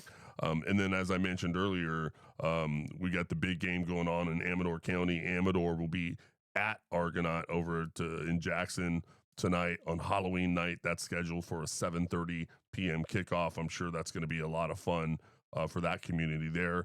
Argonaut loses to Bradshaw 35-14. And then, of course, tonight they'll be home to play their crosstown rival, Amador. and that's 7:30 p.m. kickoff. Sonora was on a bye, and then now they're home tonight to take on Ripon Christian, which would be a fantastic football game. Ripon Christian at Sonora, and that's tonight at 7 p.m. Some comments around those games, Coach? Well, Argonaut Amador is always a big game, real similar to our Calaveras Bret Harte. Mm-hmm. You know, the whole county over there, man, that side of the river. Right. They're going to be at one of those fields, right? So, well, and then on top of the whole hoopla around, are they going to combine schools? Are they not? You got people still for it. You got people still adamantly against it. And then now, you know, culminating at the end of the season, this game against each other. So, we talked about backstory with Somerville Linden. There's some backstory in this game too. you know, I'll tell you, the amount of history and traditions with both Argonaut and Amador, whether that be football, whether that be other things, other sports, they will be gone if they combine. Mm-hmm. All those years, and I can go back and just Motherlode. I got a page that shows all the Motherlode League champions, and it goes back to Jackson High, Sutter Creek, you know, and it goes back into the 30s, and all those are gonna be gone. They'll be gone when they combine. Yeah, I think that's sad. Yeah, I really do. And you know, you want to lose support for your school, for your district, combine from the people. I don't know. That's my personal opinion. Right. I'm on the opposite side over here. right. I think it's a sad thing. Yeah, You know, because now you're a new school. You're not Amador. You're not Argonaut. You are a new school. Right. And I don't know, man. And I think we talked about it a few weeks ago with new schools like Riverbank, Millennium, or not Riverbank, I'm sorry, River Island and Millennium. It is not easy to create the atmosphere, to create the traditions, to create a program. That's not the easiest thing to do. it's a good point. You know, I don't know. I think it's a sad thing if they do combine. A lot of memories. You Yeah. know, my own playing days, coaching against those guys over there. We've got a lot of friends at on the Argonaut staff, a lot of friends on the Amador staff, you know, and I don't know, man. I understand fiscally it may make sense, but man, everywhere else it just doesn't. Yeah, I'm with you. I mean, from the tradition part and all that good stuff, it's like I remember back in the day, when I coached at Linden in the early 2000s, and I think it was like 01 or maybe 02 or something like that, and both Argonaut and Amador both ran the same offense. They both ran that little Cox box, double wing, all that stuff, right? And when you watch them play each other, man, that game was like watching flies, you know, mate. It was just like, man, what is this? Is like, you know, it wasn't the most exciting from a fan perspective to watch it. You know, you're gonna probably see 3 passes combined between both teams the entire football game.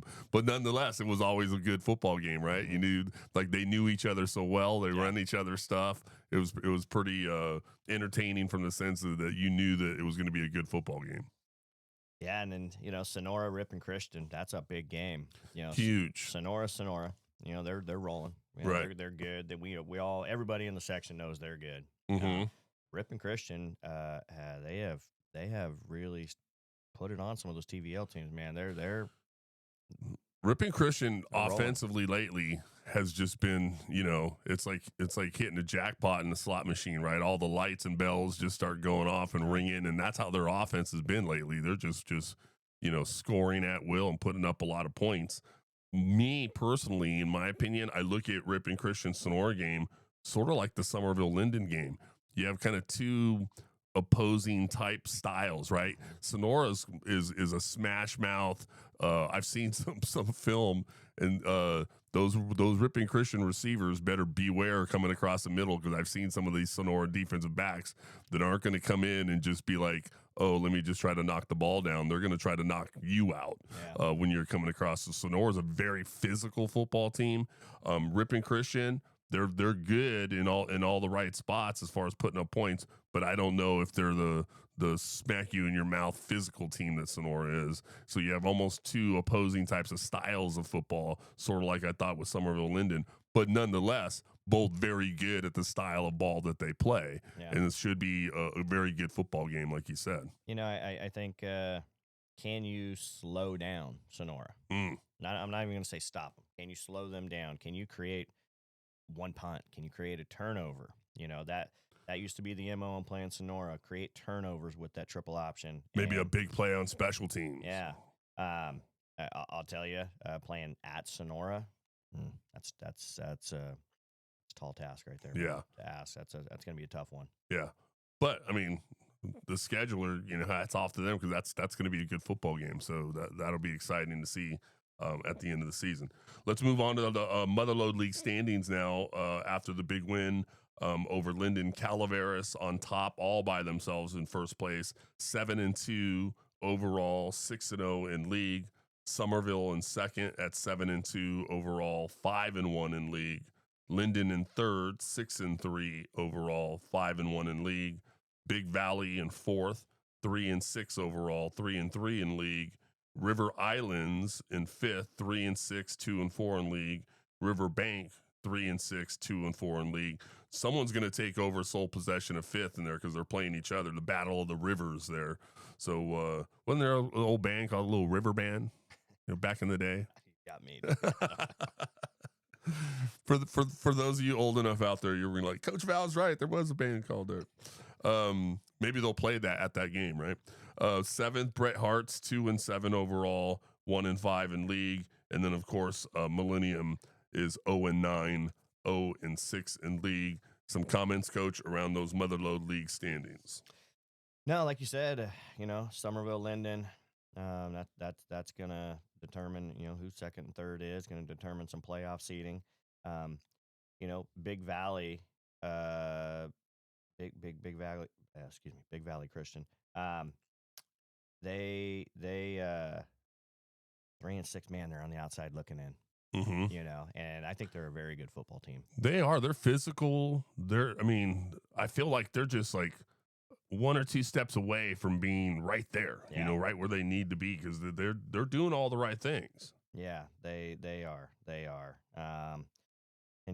They're probably going to get a forfeit win, so they'll be 4-6. But I don't know if it helps them out enough to get in. Yeah, and once the CIF, mid-season decided they're going to move from the 12 team to the 8 team, that did not bode well for Big Valley. No, agreed. So Agreed. yeah, they might be on the outside looking in just because of that move in itself.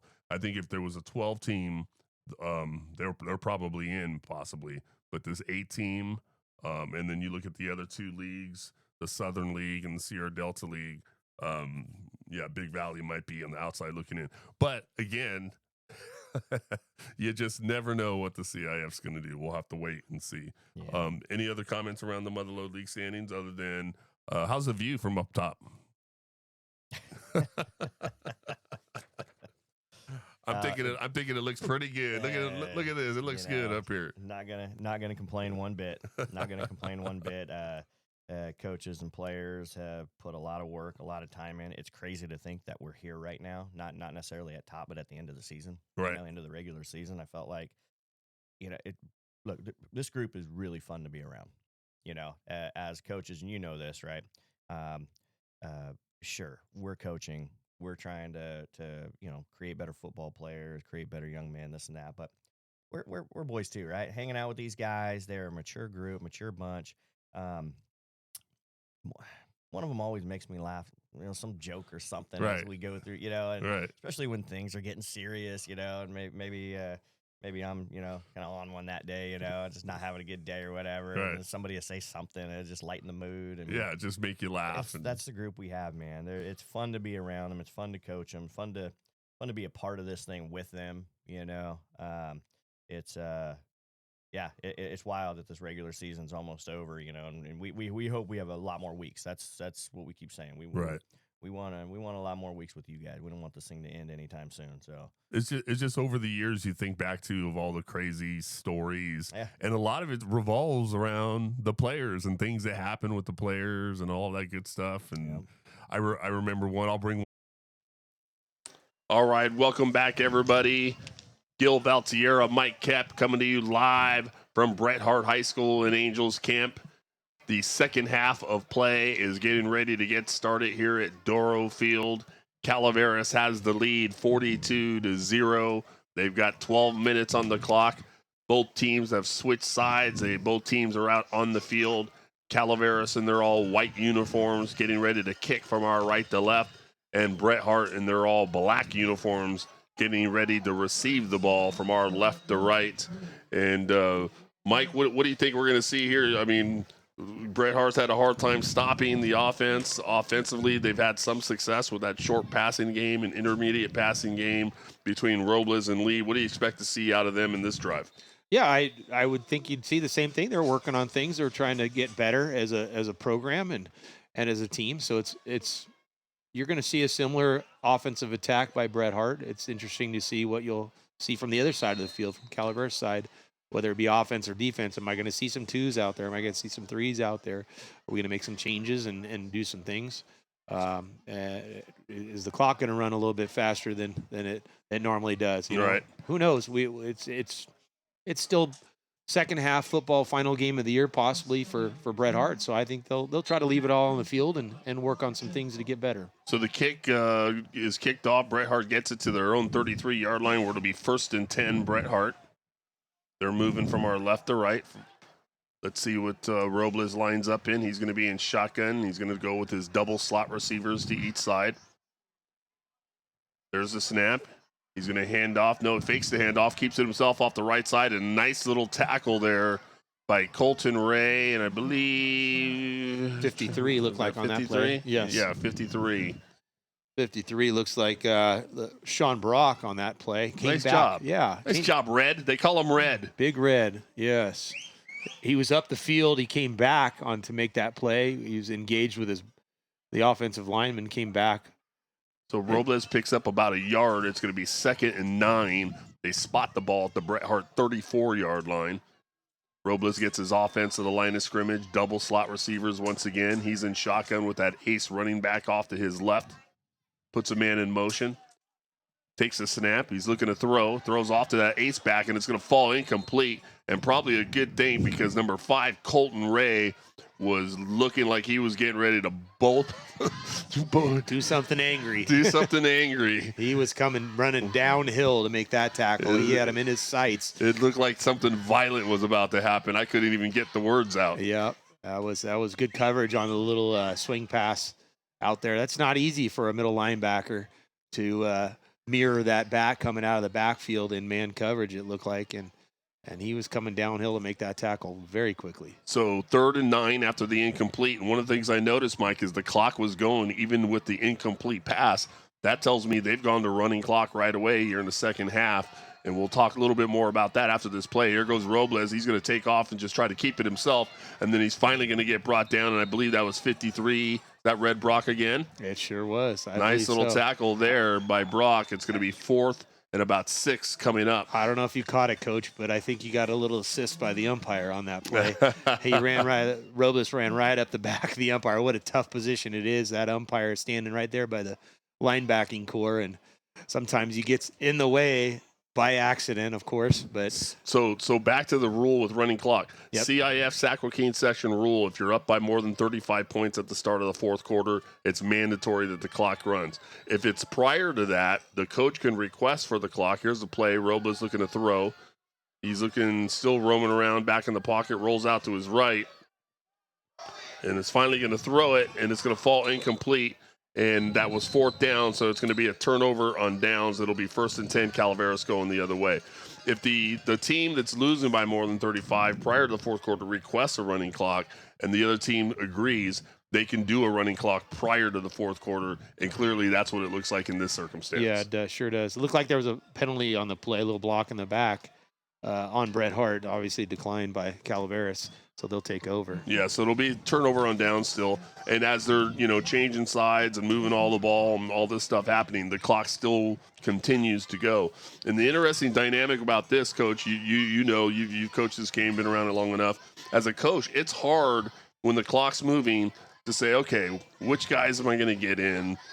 Which guys are going to go where, and all this stuff happening. And before you know it, you look and you're like, man, all the time's gone, and you're trying to get different personnel in there. It looks like we've actually made a lot of changes across the offense and defense. Yeah, so here goes Peyton Long at quarterback, under center. He's got split backs behind him. He's going to go back to pass on his first play. Throws it deep to number 30.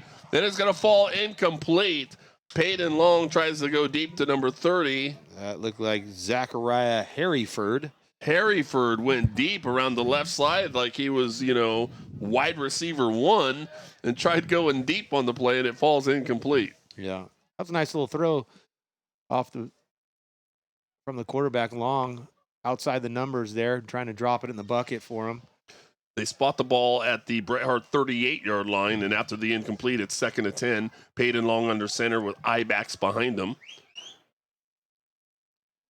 He takes the snap. He's going to hand it off to that halfback. That's number 13, Owen Shahan, who's got a very nice hole off the blocking on that right edge. He'll be close to a Calaveras first down. It depends on the spot. And let's see where they spot it. Looked like they spotted a little short. Oh, And nope, I the believe they're going to chains give are it to him. Yep. So first down, Calaveras. They spot the ball. I believe that's the 27-yard line of Bret Harte. 1st and 10. And Peyton Long, he's got the backup quarterback is under center. He's got a couple running backs that are backup running backs in split formation behind him.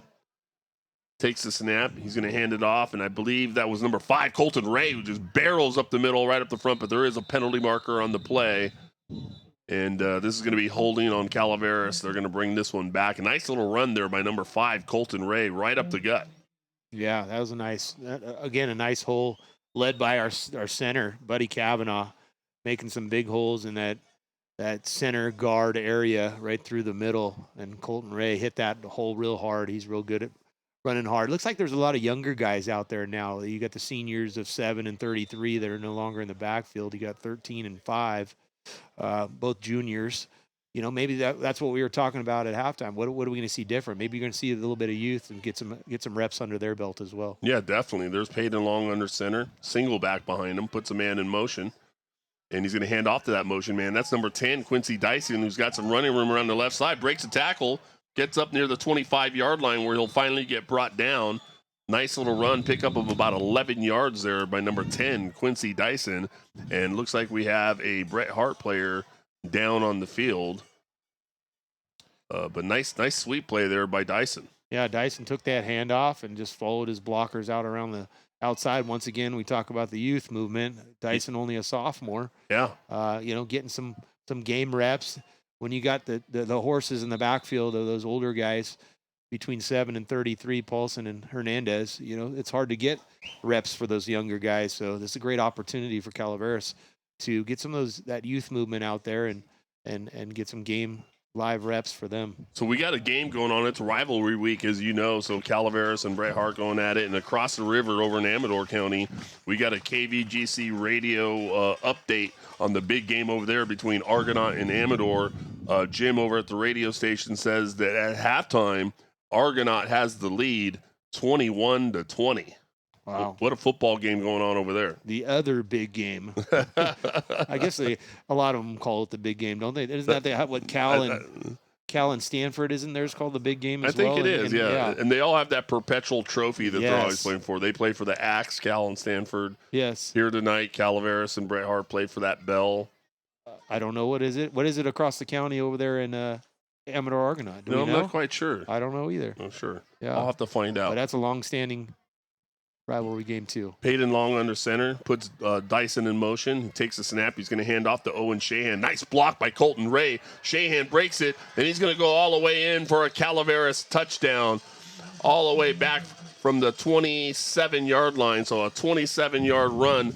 The great block by Colton Ray sprung him, and he took it to the house. Yeah, Colton Ray got up on the second level of the defense, and we didn't get that motion guy, Dyson, coming across, kicked out the end, created that nice gap right through the right tackle area for a nice run. I love how Shahan hit that hole hard behind his blockers as well. Yeah, he hit it just ran full speed. Here's a kick after. It's up, it's good. And so with 3:40 remaining in the third quarter, Calaveras extends their lead 49-0. We'll be right back.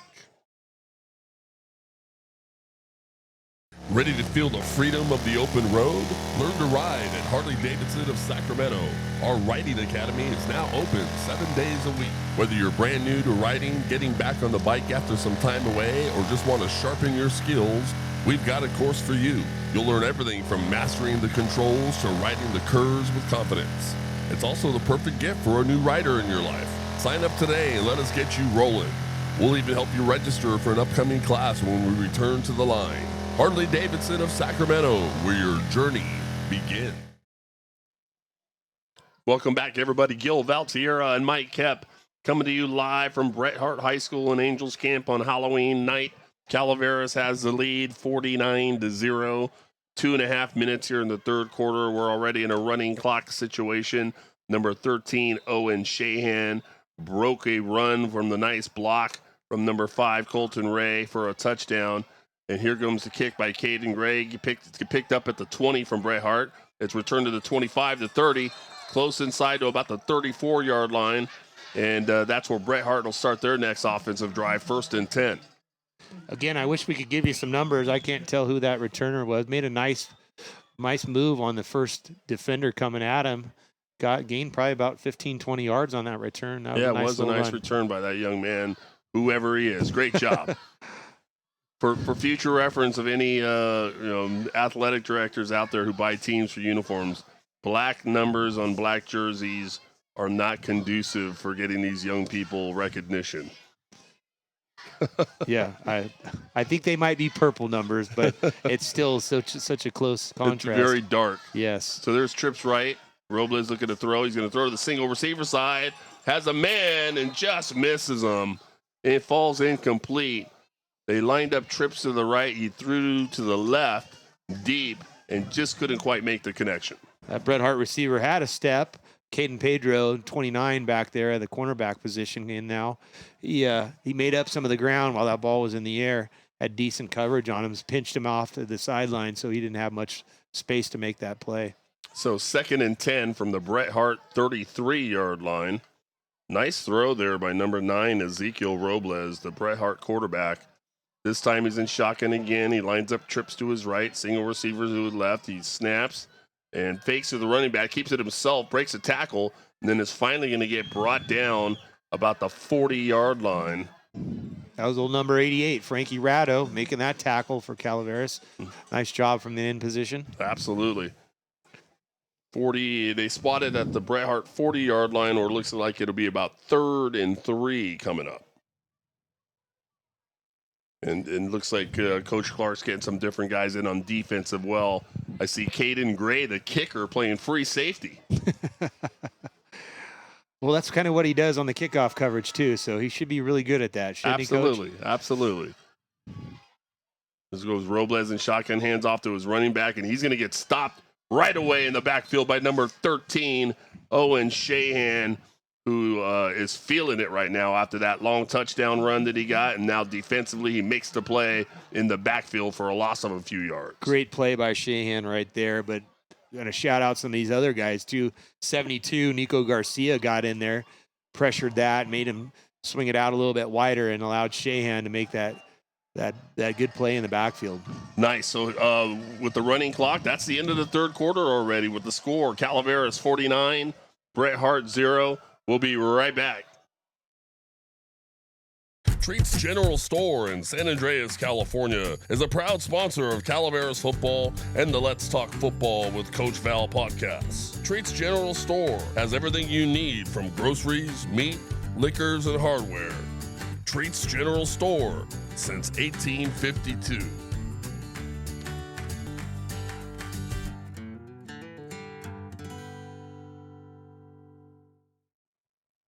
All right, welcome back, everybody. Gil Valtierra and Mike Koepp coming to you live from Bret Harte High School on Halloween night.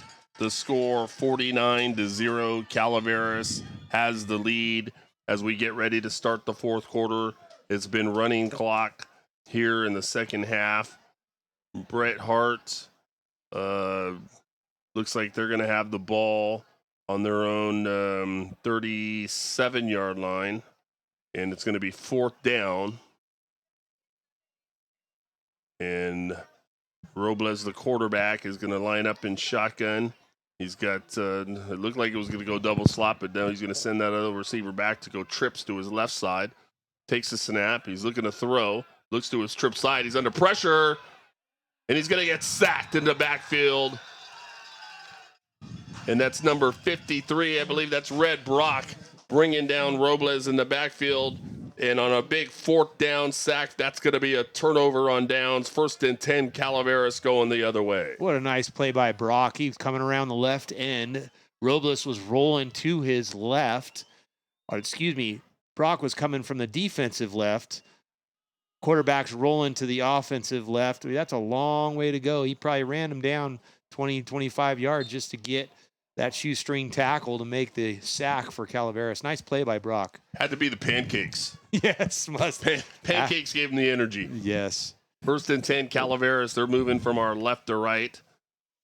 They'll spot the ball right about the 34, 33-yard line of Bret Harte. Peyton Long, the quarterback, puts 32 in motion, hands off to 32, who cuts back up the middle, and he'll get it to about the 30-yard line, and I believe 32 is... Aaron Rivas. Darrell. Yes. On offense this time, Coach. Aaron, you might not know it, but you've got a new nickname. Yeah. Look up Darrell Rivas, young man, and tell you what, you won't be too sad about it. You could be called worse things. I think, don't quote me on this, but I think he's a Hall of Famer. Isn't Darrell Rivas? Didn't he just get elected in the Hall of Fame recently? I'm not sure. Well, I'll put him in the Hall of Fame then. How's that? I wouldn't be surprised if he would. He was one of the great corners of all time. Yeah, looking up. Look, New York Jets. I don't know where else he played, but I know New York Jets is where he made his big name. They literally would just say, don't throw to his side. Yep, that's true. So here goes Calaveras again. Peyton Long under center. He hands off to Owen Shahan this time around left tackle. He spins and takes the ball all the way down to about the 20-yard line. That's enough for a Calaveras 1st down. You know what I love to see, Coach, is I love to see the linemen 5, 10, 15 yards down the field engaged in their blocks and creating those holes, but staying engaged so that running back, you play to that whistle. How many times you say that over the years? Play to the whistle, to the whistle. And the linemen have done a great job blocking and creating holes for the running backs tonight. Get on your block, stay on your block until you hear a whistle. Absolutely. 1st and 10, Calaveras from the Bret Harte 20-yard line. Peyton Long, the backup quarterback, running the offense. He's under center with split backs behind him. Puts a man in motion. That's Quincy. He hands it off to Quincy, who cuts back up the middle. Carries a would-be tackler close to about the 10-yard line. They'll spot it at about the 11-yard line. Nice little pickup there by the sophomore, Quincy Dyson. Nice running play off of right guard, right tackle area this time. You know, they're mixing it up, mix and match, keeping the Bret Harte front off guard. Not sure what's going on. Yeah, gain of about 8 yards, so it'll be 2nd and 2 coming up. And it looks like it's from the Bret Harte 12-yard line. Yeah. Probably going to see a lot more of that where it came from here. I'd like to see Ray get the ball. Ray run tough right through the middle, that little dive play. Colton Ray, he scored 2 touchdowns last week. There goes 32. It's going to be Rivas around that left side. He makes a man miss, cuts back up the middle, still on his feet. And I believe they'll get him finally down at about the 5-yard line, but not before Calaveras picks up another 1st down. It'll be 1st and goal coming up. Boy, a little jitterbug out there, wasn't he? He gets that ball, he stepping in, showing a leg, going out, cutting it back across, and then he got planted pretty good by somebody, one of those big guys coming down the line. You make too many moves, you're going to get caught up by those bigger guys coming after you, but nice little run for 1st down by Rivas. And it gets tougher and tougher as you get closer to that end zone line because things become tighter and tighter and tighter, and then it's going to be harder to get in there. And we're going to find out who's going to try to do that coming up next here. So 1st and goal from the 5-yard line. You got the kicker in the backfield, Coach. Uh-oh. Peyton, someone's telling him where to line up. Where do I go? Peyton Long's under center. Caden Gray in the backfield. Puts a man in motion. They hand it off. I believe that's 13. It's a touchdown, Calaveras, number 13, Owen Shahan. Peyton Long put him in motion, gave him the football, and he takes it to Pater for another Calaveras score from 5 yards out. Number 13, Owen Shahan, in his 2nd touchdown of the night with just about 7 minutes remaining here in the 4th quarter in a running clock situation. Caden Gray, number 1, the kicker. It's like a one-man short on the blocking crew here. Pretty common as you start subbing down with all these players about who's in, you're in, am I in? You're in. Who's on second? I don't know. Oh, bad snap. And Quincy's going to keep it and overthrow his intended target. The snap was no good. He decided to pick it up. So the point after is no good. And so with 6.5 minutes remaining in the football game, Calaveras has the lead 55-0. We'll be right back. MRM Stone has over 1,000 natural stone selections, fabrication services, and delivery available. Stop on by 2173 Highway 12 in Valley Springs or go to mrmstone.com. Give us a ring at 209-763-5761. MRM Stone, your masonry and landscape stone supplier. Welcome back, everybody. Gil Valtierra and Mike Koepp coming to you live from Bret Harte High School. Calaveras has the lead 55-0, coming down on about 5.5 minutes left. The kicker for Calaveras, number 1, Caden Gray, who was lined up actually at running back this last offensive play. He had the lead block on that play. Nice. I saw it. I watched him do it. I gotta give a shout out to the lead block by the kicker. Here's the kick. It's a little squibbler kick. Going to land about the 30. Takes a bounce, picked up by a Bret Harte player, but he falls to a knee, so they'll spot the ball there. High school rules, once that knee's down, the player's down, and the ball's called dead.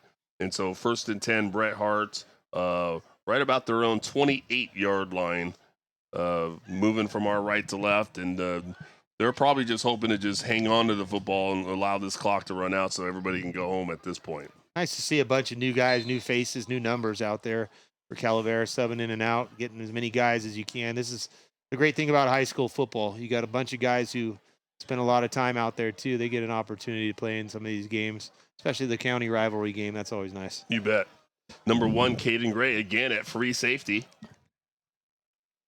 There's the handoff by Robles. He hands it off to his running back. I believe that's 12 Lee, who's got some room around that right side, still on his feet. Cuts back up the middle, and he's finally going to get brought down near the Calaveras 30-yard line. We'll see where they spot it.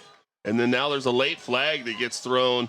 And, boy, that was a high. These referees can throw flags. I'll tell you what, they got the cannons for arms. They're making themselves known out there. That was a nice read by the quarterback right there on that little read option. He held it in the belly of his running back for, a quick second and finally gave it to him, allowed Lee to get around the right end. And it may be coming back. Yeah, they're starting to walk back. Robles had this big exasperated body language when he realized, we're walking the wrong way here. And it's going to be, holding on the offense. They're going to move that ball back. They'll spot it right at the 50-yard line. But it'll still be first down, Bret Harte, right at the 50. But it does take away, probably about another 20 yards more that they would have had if the play would have stood. I think he called a personal foul after the play on the running back there. Robles in shotgun takes a snap, and he fakes it. Nice little pass to 12 Lee, who makes a man miss, gets it down to the 40, still on his feet, and is finally going to get pushed out of bounds about the 37-yard line of Calaveras. And nice little play by Bret Harte there. Robles faked it to the running back to his right that looked just like the last play, kept it, and then threw that little bubble screen to Lee on the left side. Picks up enough for a Bret Harte first down. They got a great connection going tonight, don't they? They had 5 or 6 targets on those plays. Had some good yardage off of it.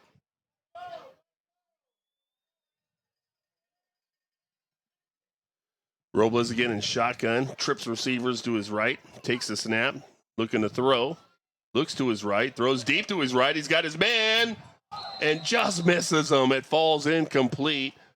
Calaveras had coverage underneath and over the top, but he almost split both defenders and almost completed that pass deep down the field and just missed him. You'll never guess who that was, too. Tell me. It was Lee once again. He was on the little wheel route. He started on the flat, that where they've been picking up the little chunk yardage here and there, and he just turned it up the field and outran the underneath coverage, and Robles just missed him. So they'll spot the ball at the Calaveras 38-yard line. It's 2nd and 10, Bret Harte. Double slot receivers. There's the snap for Robles. He's looking to throw. He's going to throw deep to his left side. And I believe that ball is complete. near the 5-yard line. The referee's going to call it good. They're going to spot the ball at the 5-yard line. And I believe that was that number 5. The receiver. Once again, folks, these numbers are extremely difficult, but I think it's number 4, Coach. I think that's Ricky Molina who made that catch. What a fantastic catch. Over the shoulder, dropped it right down into the bread basket. What a nice throw and catch right there. And you only need 1 foot in bounds in high school. So that's good. Yeah. They spotted at the 5-yard line. It's going to be 1st and goal. Bret Harte at the 5-yard line with 1:39 remaining in the football game, where Calaveras has the lead 55-0. But Bret Harte trying to get away with some, with just an emotional win here that they could try to get into the end zone here before the game ends.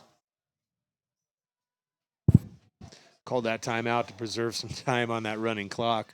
That's the only way that stops in this game. So 1:39 in a 55-0 ball game.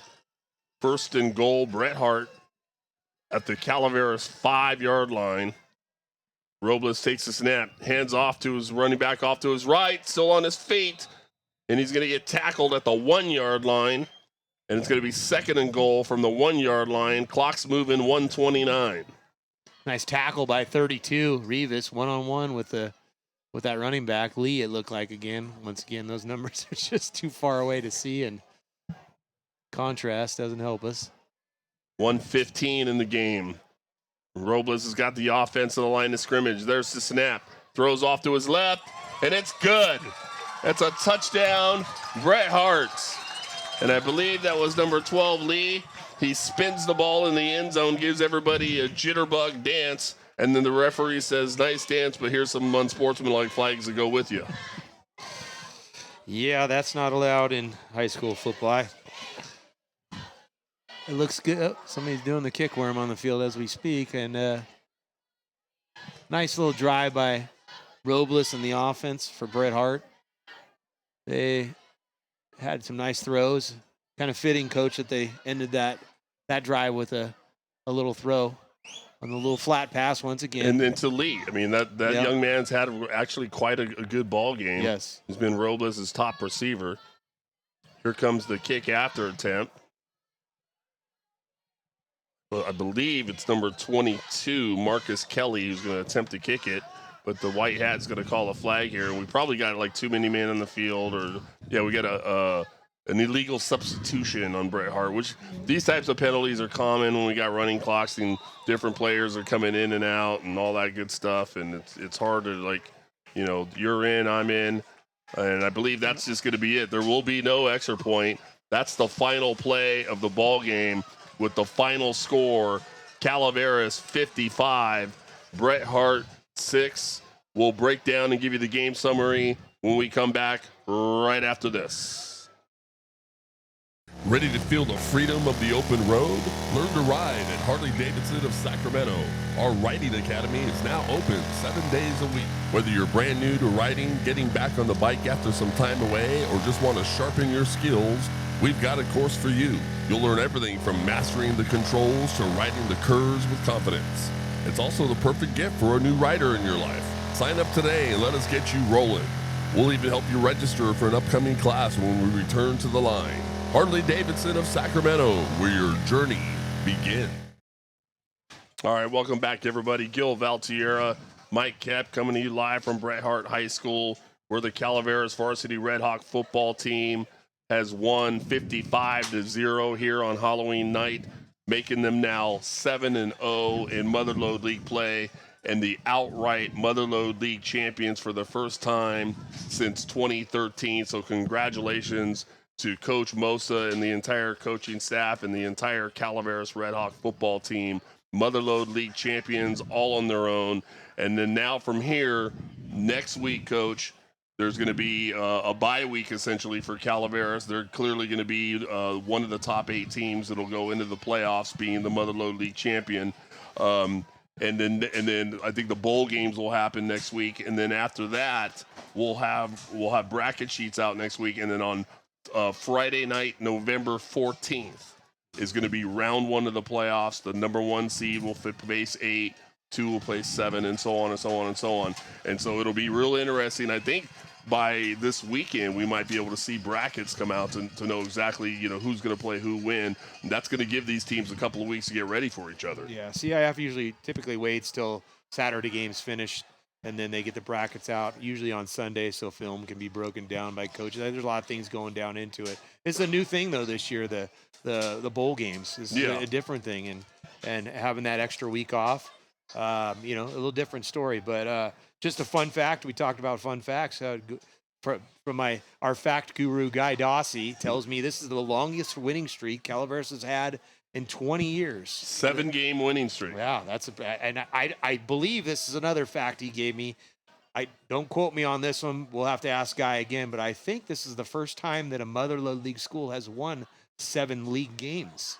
Interesting. And I know he said that included, there was the longest 7-game winning streak for Calaveras, including the 2010 year, which was the year the last time that they went to a section title game. Yes, that's absolutely correct. But we haven't had 8-team league very often, so it's going to go back a ways. That's true. But I thought he said that 6-0-1 was the best somebody ever did in the Motherlode League. So 7-0, what an outstanding achievement for this year's team. Absolutely. So let's give you the scoring summary from this game here. The Calaveras Bret Harte Bell game.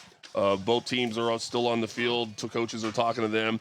Calaveras opened up the scoring with 8:08 remaining in the first quarter when number 22, Ryan Clifton, had a 4-yard touchdown run. That gave Calaveras a 7-0 lead. Later on, with only 6:55 in the first quarter, Ryan Clifton once again was getting ready to return a punt at his own 50-yard line, caught it, and took it back 50 yards for a touchdown on the kickoff return. Kick was good, 14-0 Calaveras. Still in the first quarter, 59 seconds left. Who else? Hey, let's go for the hat trick. You get it to number 22, Ryan Clifton, on a 15-yard run. Extra point was good, and Calaveras had the lead 21-0 at the end of the first quarter. In the second quarter, number 33, Cody Paulson, wanted to get in on the action. 7:58 remaining in the second quarter. He had an 8-yard run. Calaveras up 28-0. Also in the second quarter, I think I had mentioned it was time for number 7 to eat, and he certainly did. With 5:36 remaining in the second quarter, he had a 24-yard touchdown run. That gave Calaveras the lead 35-0. Also in the second quarter, with only 2:28 remaining, number 22, Ryan Clifton, on his 4th touchdown of the night from 30 yards out. That gave Calaveras the lead 42-0. In the third quarter, with only 4:07 left, number 13, Owen Shahan, when a lot of the backup guys started coming in, he had a 27-yard run. Extra point was good, 49-0 Calaveras. And then in the fourth quarter, with only 7:11 remaining, number 13, Owen Shahan, again with his second score from 5 yards out. Extra point was no good due to the bad snap. They were up 55-0. And right at the end of the game, Bret Harte, with their first score, number 9, Ezekiel Robles, connected with number 12, Ryan Lee, from 5 yards out on that touchdown reception. And there was no time for an extra point attempt. Game was over, essentially, and that's where we are. Final score, Calaveras 55, Bret Harte 6. Moving forward, once again, Bret Harte, possibly bowl. We don't know what's going to happen. They're on the outside looking in. Calaveras clearly on the other side of things. They came into this game the number 1 ranked team in Division 7 in the Joaquin section, and then now with the big win here, I don't see any reason why they would not fall from that spot. So they very well may be the number 1 seed. We'll find out when those brackets are released, and then we will go from there. So as far as the next KVGC radio call, Coach Val might have to take the wife out next week instead of I have no game to call. Yeah. We'll see what happens, unless I get called for one of these bowl game things. You just never know.